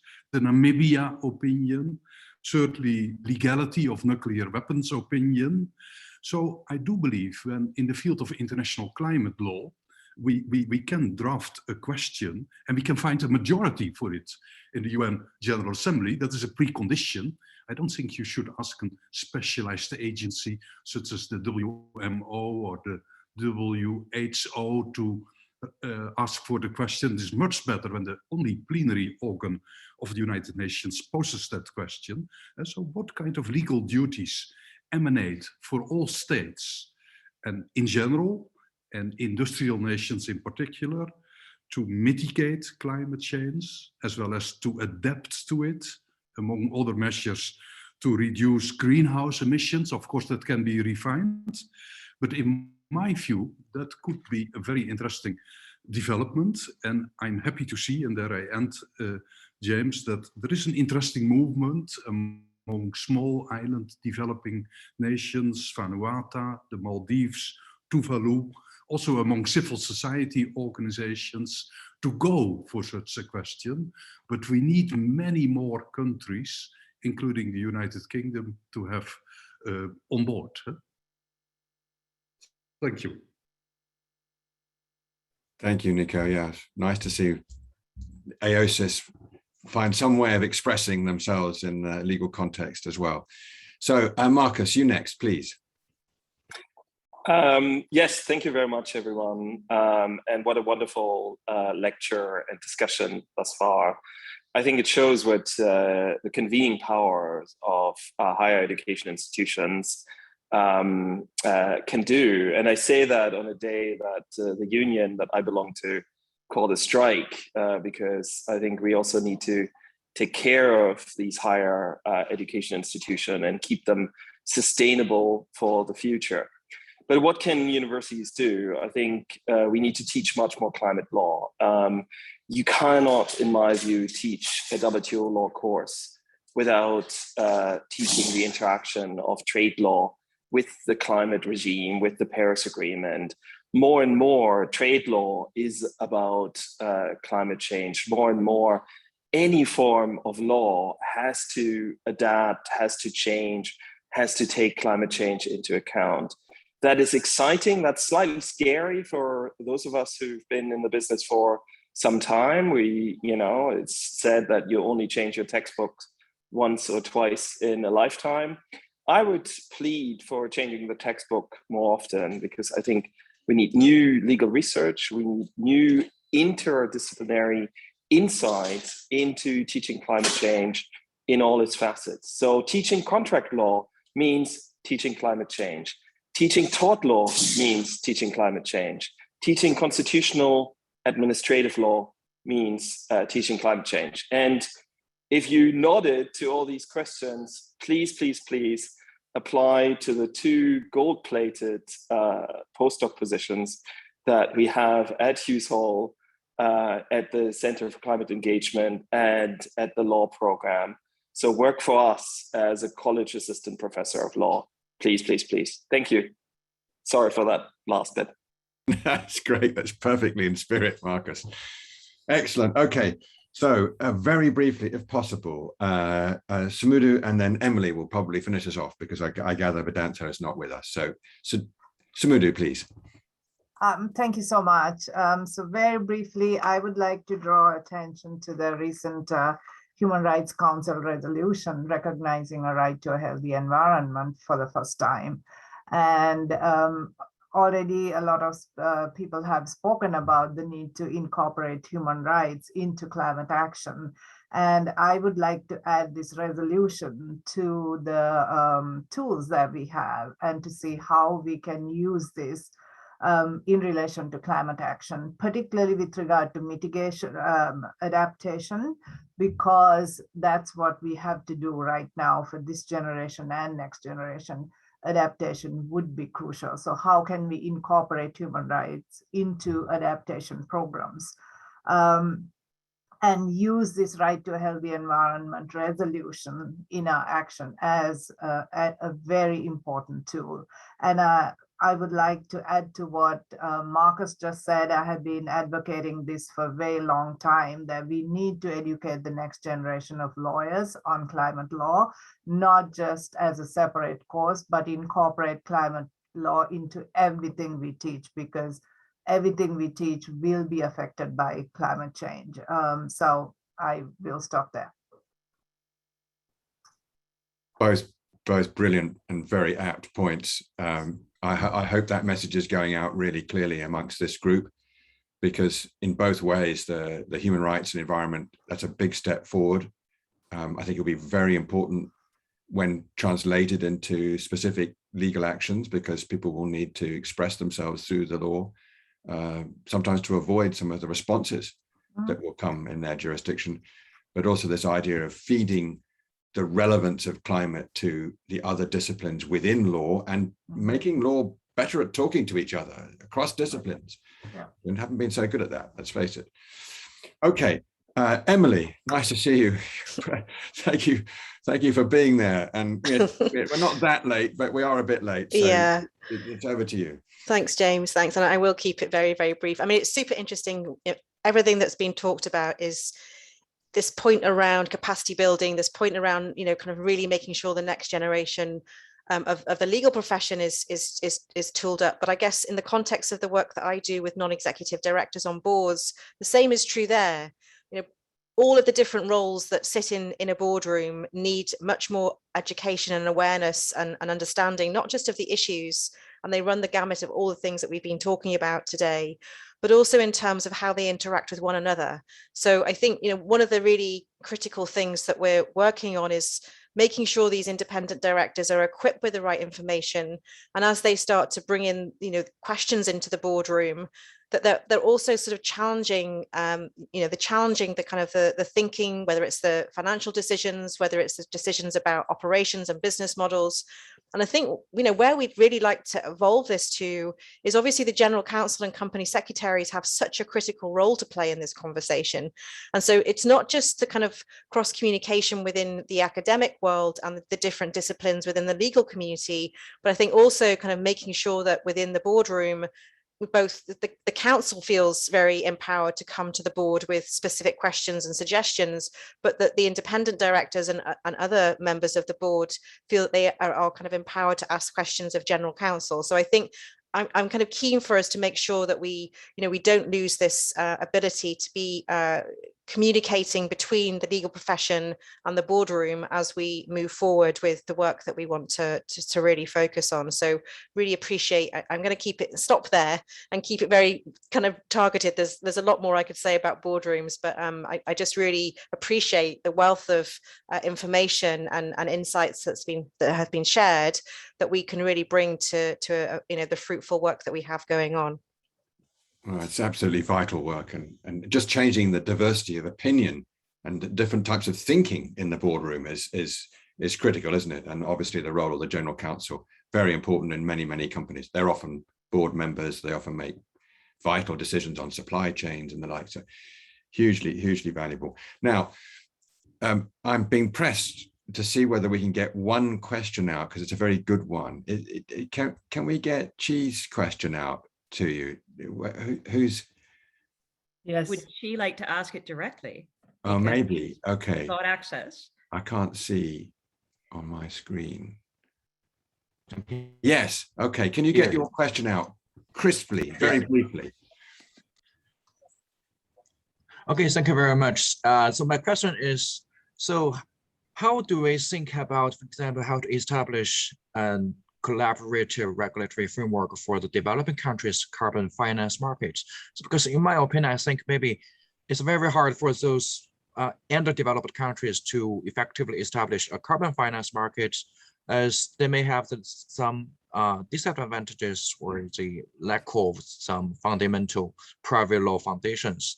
Yeah. So my question is, so whether it is only a kind of regulatory issues for the collaborative regulation over the carbon market globally, or actually the successful legal transplant of private law in those developing countries is the precondition. Okay, thank you very much. Okay, it's a top question which we do not have time to thoroughly answer, but I don't know whether anyone's ready to go. I certainly have a view. Does someone want to come in? I can just make just three really, really quick points. I wasn't sure whether your question was specifically climate carbon markets or climate finance markets, because the answer is different on both. If it's carbon markets, or in particular carbon pricing, there are a lot of principles and general guidance standards that are being published. The OECD's just released some guidance, the ICC's just released some, but also the World Bank has a very comprehensive dashboard of carbon pricing standards. So there's lots of best practice for different shapes and sizes and levels of development that already exist. In terms of the carbon markets, obviously Article 6 is enormously helpful, and I'm still processing how that converts into all the work that's happening in the voluntary carbon markets. But I think it does nothing but help that voluntary carbon market to become harmonized and standardized. In terms of the climate finance, that's harder to get that standardized. And I think the most important thing we can do is make sure we don't just make it about money and carbon, as I said. But an interesting model that's come up recently, just putting it out there, is the OECD has its Bribery Convention. What that Bribery Convention does is the member states agree that they will, first of all, make bribery a crime, then create legislation to prosecute bribery, and then permit the OECD to come in and monitor the enforcement and the enforcement mechanisms and the enforcement practice. Now, imagine that if not a crime, but if reduction of greenhouse gases or Paris-aligned climate finance were supplementing bribery, that the OECD or some international institution like the OECD could become a harmonizing and monitoring and regulating sort of non-state actor in helping states just get that harmonized framework, because money, like carbon, knows no boundaries, and we have to have this harmony or it just doesn't work. Anyway, that's my thought. I've been thinking about this a lot. I could say a lot more, but I won't. Thank you very much. There's a lot of resource on this call that could help answer that question afterwards, let me tell you. Now, listen, okay, thank you. Will you bear with me if I just indulge? There's one more really good question in there that I'd love to get out, and feel free, anybody, to answer it, or I certainly will, which is Eric's question. Do you want, Eric, are you available to ask your own question? And Eric, just one of the three really good ones, because what you're underlining in terms of natural resources is dear to the hearts of both Nico and I. Well, I was also thinking about the sort of conditions for renewables as well, where there has to be sort of massive extension of investment in renewables, and the conditions have got to be right for it. And there's often a mismatch between what's incentivizing investment in fossil fuels versus what's incentivizing investment in renewables. And it's a big problem because the balance sheets of the fossil fuel companies are strong, But if you're DRC or Tanzania and you want to raise money on international markets to do renewables, the cost of your capital will be huge. So anyway, Eric, pick one of your good questions, quick. Yeah, I'll pick one that is most important for me. It's the one related to energy. As some of you remember, the DRC presented itself that like a solution country, for renewable energy with this growing market of cobalt and all those things. And the main question that should come out is to know if this will not like create another like a race of company trying to build electric cars with cobalt and so. And the other question related also to energy is the one related to big dams. Now that we are promoting renewable energy, do we also need to put big dams like the one the DRC is preparing, the Grainga? I don't know if you heard about it, the Grainga project. So the Grainga is presented like a renewable project. Does it also, can we consider that big dam also fight climate change? So I will stop there. Just two massive questions. Can anyone do really crisp response to either one? Wendy, you were ready again, I know, with something. I think or I would Marie-Claire, go I on. would only just want to briefly say, with all credit to the chair of our ILA committee, that we have recently put together, after nearly 9 years of work that engaged Marcus and others who are in this session, ILA guidelines on sustainable use of natural resources. And we had huge debates about mining of commodities and about how they could reflect the commitments that we have in a carbon constrained world. And we had huge debates about what type of hydroelectricity could clearly be called renewables. I would encourage everyone to access the guidelines.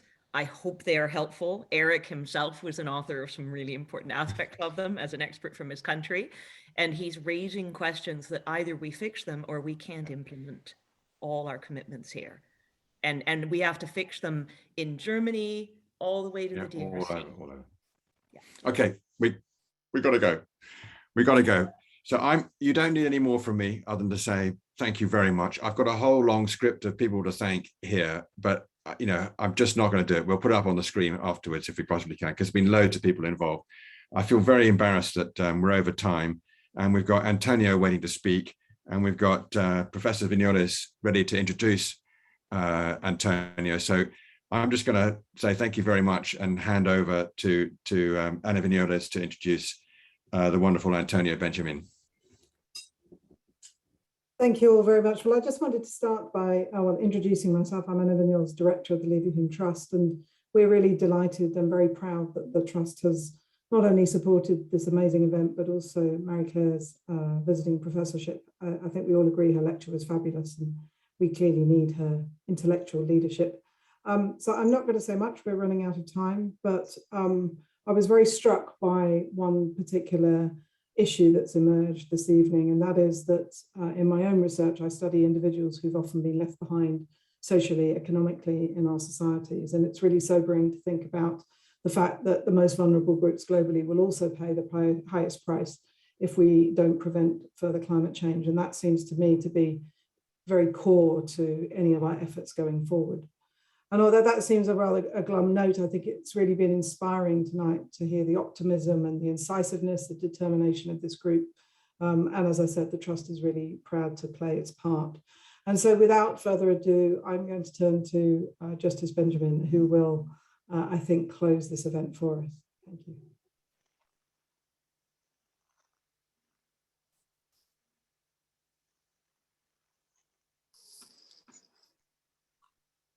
I understand that he's joining us straight out of a court case Right. in Brazil. So they're connecting him through to us. Okay. Okay. So I we hope he hasn't disappeared back into the chambers. let's just see. Anyway, I can say. If you have people to thank, you can. Well, you I can could do it that. now. Exactly. I could do it now. I could say, I'll read my list now, Mary Claire. So it's good now. I can thank the Leverhulme Trust. I can thank the University of Cambridge and University of Glasgow as partners. Really pleased to see that partnership. There are lots of CLGI partner institutions that have given invaluable contributions, including Centre for International Sustainable Development Law. Know it well. Very pleased to see that still soldering on, thanks to Mary Claire. The Glasgow Centre for International Law and Global Security, International Law Association, the new Net Zero Lawyers Alliance, which is represented by several on this call, International Bar Association, Sustainable Development Solutions Network, the Bennett Institute for Public Policy, the Centre for Energy, Environment and Natural Resources Governance, Centre for Climate Change Engagement at Hughes Hall, Centre for European Legal Studies, the Louter Park Centre for International Law, where I started my career, and the Cambridge Zero Policy Forum and the Centre for Climate Repair, the very interesting new Centre for Climate Repair at the University of Cambridge. So there we are. I've done my duties there, Mary Claire, for all those very good organisations that have been supporting your work. Well, all of our. Where's Antonio? And I think he's trying to patch in on his phone. No. He stepped out of the courtroom in Brazil, where of course it's 4 o'clock, and I understand he's hearing an embezzlement case.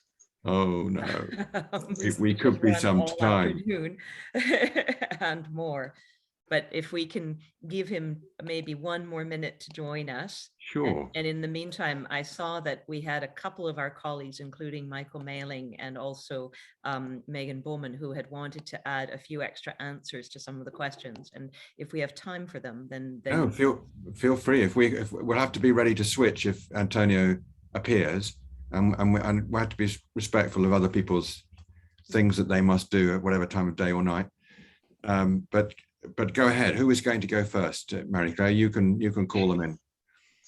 Michael, did you want to add a couple of extra points? Well, thank you. I mean, it's a nice opportunity, but I'm very aware of the somewhat awkward situation we are now waiting for Antonio. And as soon as he comes, we'll just switch over to him. One point that I was trying to make, and perhaps I was a bit too brief even, is that we gloss over the challenges that we face with formulas like just transition. It's easy to put that, of course, out as a nice sort of formulaic way of saying nobody will be left behind. This will be a just transition. But doing it and implementing that is this tremendous, tremendous challenge. That's what I was alluding to in my quick remarks before. There was one question I wanted to address that really struck me, having attended, not like many of you have been to 20 plus COPs. This was my 10th. And yet, following social media, it was very clear that many of the newcomers, many of the youth activists, for instance, felt that the logistics and machinery of these COPs, 40,000 participants, heads of state and government, of course, these require some safeguards, but this was excluding them. And I think managing to bridge that and signal that we are willing to listen to them, but the legitimacy of the process is also in its structure, in its institutional makeup. That's a difficult one. And now I see my friend Antonio there, and I'll hand back to James. That's a really strong point. And so when we think about how to change the law and governance, we've got to think about how to make this system more open and inclusive, but also keep it effective. It's got to be able to make decisions, and that's a major challenge. Anyway, probably for another event, Mary Claire, we'll come back to that one, because there's certainly some insight that could be brought to bear on how that institution needs to adapt and make itself more open to scrutiny too. Antonio, how wonderful you've managed to join us. It's pretty impressive to step out of a courtroom. So it's all yours. You're closing everything off, and we're a bit behind time, but that turned out to be okay in the end. Yes, thank you so much, James. In fact, I'm in my coffee break. So it's perfect. It's perfect timing. Our coffee break usually is a long one. But I will speak for just 5 minutes. Don't be too concerned. I know it's late in in the UK. Let me say that, as Marie-Claire mentioned earlier today, we are approaching critical climatic tipping points and face the interlinked crisis of biodiversity loss and ecosystem collapse. The scale and complexity of the challenge is daunting. So I decided to open with this quote from today. I could have mentioned other colleagues that spoke beautifully on different aspects of this fundamental issue of our time. I believe all of us leave this dialogue with a distinct optimism. And I guess no one does climate law or works with climate law without being an insanely optimistic person. If this is proper English, probably not. We have to be optimistic. And we have to be optimistic, but at the same time, to understand that now more than ever, law serves a bridge between science and political action in the context of climate change. But not just between those two, between judicial action as well. And several, I'll come back to enforcement in a minute. So several of you have emphasized today that COP26 has created numerous opportunities and challenge in order to keep alive a pathway to limiting warming to 1.5 degrees Celsius. Above all, law and governance system must be ready to facilitate the attainment of parties' new NDCs, finance commitments, and adaptation plans. There was a lot of discussion, I understand, and I missed that segment on finance. And I'm sure, James, you emphasize and stress that because you always do, and it's absolutely crucial. The environmental rule of law, and now I'm talking about the climate rule of law, is one that depends on resources, and not just the resources of the mind, but also financial resources, because the commitments are enormous, and commitments from rich countries, but also from countries that are not so rich. And of course, and this is the point that I would like to emphasize the most, enforcement and accountability mechanisms must continue to be strengthened. This is a point that was stressed by James Cameron specifically earlier, by Christina Voigt, by Ayman Chakawi, and other colleagues. And we cannot forget enforcement. Human societies, although we are very, very optimistic, but we are realistic. We know that human beings, not all and not even the majority, cheat. States cheat. And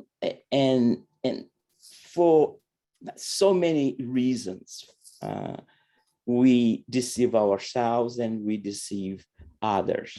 And often, there are good reasons for, it's geopolitics. But here we are not just in the field of geopolitics, we are in the field of survival. It's completely different. We are not in a commercial litigation, a traffic accident, and you can say a little lie here, exaggeration, or reduce the importance of something. No, we are dealing with a massive event in human history with repercussions that we are not going to see. So deceiving, cheating is not part of or it cannot be part of our vocabulary. Omitting, hiding, So I think this is a crucial aspect that we have to keep in mind. Having served for over 15 years as a justice at the National High Court of Brazil, and for those that are not familiar with our system, my court is a combination of the Cour de Cassation and Conseil d'État. I recognize that enforceable judicial oversight is key to realizing environmental rights. And it's not just key to environmental rights, but to human rights. We cannot deal with those issues without excluding judges. And what is interesting is that pretty much everybody is a victim. And we cannot exclude judges when we have such a gigantic number of diffuse victims, most of them unknown to the judges, to that particular judge, and then agree that we bring the judge for individual cases or even for collective cases of a different type. But I don't have the time to go into this. So in my view, it won't be different in shaping the contours of international and domestic obligations on climate change, while operationalizing the interlinkage between climate and other legal regimes, including trade, human rights, biodiversity, and commercial law. I was so surprised in the event at Glasgow, the University of Glasgow, in which there was a whole panel on commercial law. And I was telling my colleague, a judge from Brazil that was sitting next to me, from representing the Judicial Council of Brazil, I said, have you seen this when environmental law was evolving? Not even today, we don't see commercial lawyers talking about an area of law that traditionally we would fit within public law and not private law. So if you want one example of how similar, but at the same time so different climate law is from traditional environmental law, here is one. That environmental law is still expecting, hoping that commercial lawyers would be interested, and more they are, because of the stock markets and disclosure clauses and obligations and so on. But here is a new discipline that this has happened as the new discipline is in the process of making, of happening.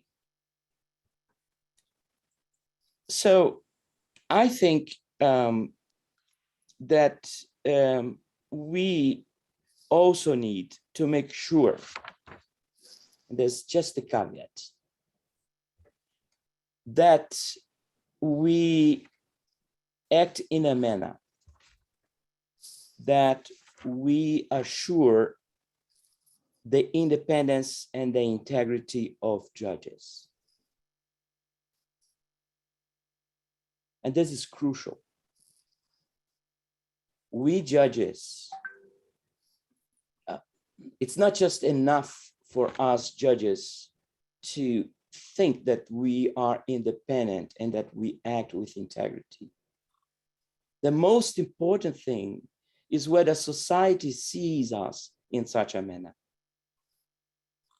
And I have to say that I'm a little bit disturbed sometimes when I see litigators die to have we judges socializing in discussions, visiting law firms. We can't do that. So there is a red line here that we have to make, we have to engage the judges, but respecting And in this case, it's not the environmental rule of law or what I'm calling now the climate rule of law, it's the rule of law. The question is, do you want to be judged by such a judge? So one thing is to have those debates in academia as we are having here, or in policy settings, or in judicial settings, but we have to make sure that we behave by proper expectations. Rules in many countries, and huge expectations that we have to be impartial. Impartial doesn't mean neutrality, because the law is not neutral. Constitutional provisions exist to protect the vulnerable, to protect specific categories of people. And this will happen with climate change as well. But we have to be seen as someone that can understand the whole spectrum. And so when we decide, and we have to decide, unfortunately, a colleague of mine says, this is a terrible job, because if you are lucky, very, very lucky, in exceptional cases, you have 50% of those that agree with you, and the other 50 that blame you for whatever type of misery that group is left with. So this is the caveat that I would like to leave, because I see happening with climate change things that I didn't see with environmental law, in how we discuss this with judges. And so we have to be careful. Finally, let me just to conclude with questions, not answers, and general ones, more theoretical ones. My first question to all of you and to those that watch us is whether climate law is going to be as transformative to the whole legal system as labor law was in the late 19th century and the early 20th century. Yeah. So all of you that are global experts on climate law, you focus on climate law. I'm also interested in the good repercussions of climate law vis-a-vis the other legal disciplines. We know that labor law transformed the paradigm of human dignity, but also of legal goods, and et cetera, et cetera. The second question, will climate law lead judges to embrace science? And someone was just talking about science a minute ago. As it happens in new areas like intellectual property? Or will courts treat scientific knowledge with hesitation, as often happens, for example, in criminal law? Mm-hmm. So in my colleagues, for example, from the private law chamber, they say, if I have a software issue, intellectual property before me, I have to rely on science and the experts. Will this happen with climate law as well?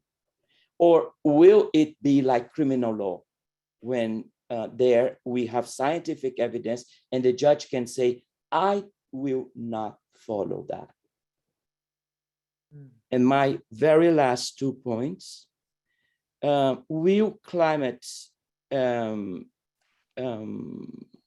fact, 3, sorry. How will the intrinsic and unavoidable global... Okay, I'll do just one then. How will climate law contribute to the transformation of property rights and the ecological function of property rights? Yeah. Can we speak, as we did recently in a case in our court, on a sort of climate function inherent to property, and a climate function inherent to freedom of contract? So I stop with those questions. Wow, that's a good one, Ed. Brilliant. Thank you, Antonio. I thought I had 10 minutes, James, and you are, no? You are, in fact, you are such a terrible enforcer.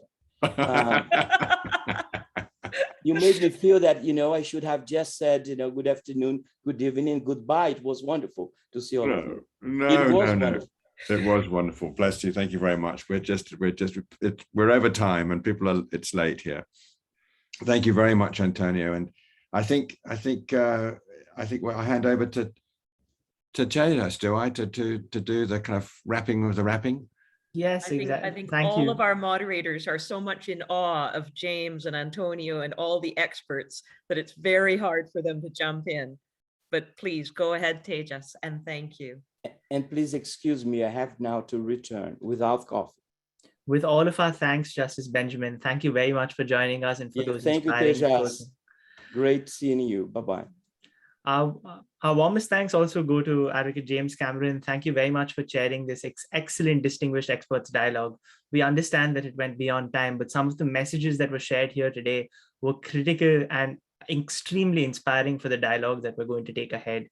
To all of you in attendance, thank you for your interest in these key issues of climate law and governance and the Sustainable Development Goals. Should you wish to revisit this lecture and dialogue, we will be circulating materials as well as a recording of this lecture, and we encourage you to share them with colleagues who may be interested and may benefit from this information. For more information, we also invite you to visit the website of the Bennett Institute, as well as the Center for International Sustainable Development Law. And thank you again for your time today evening.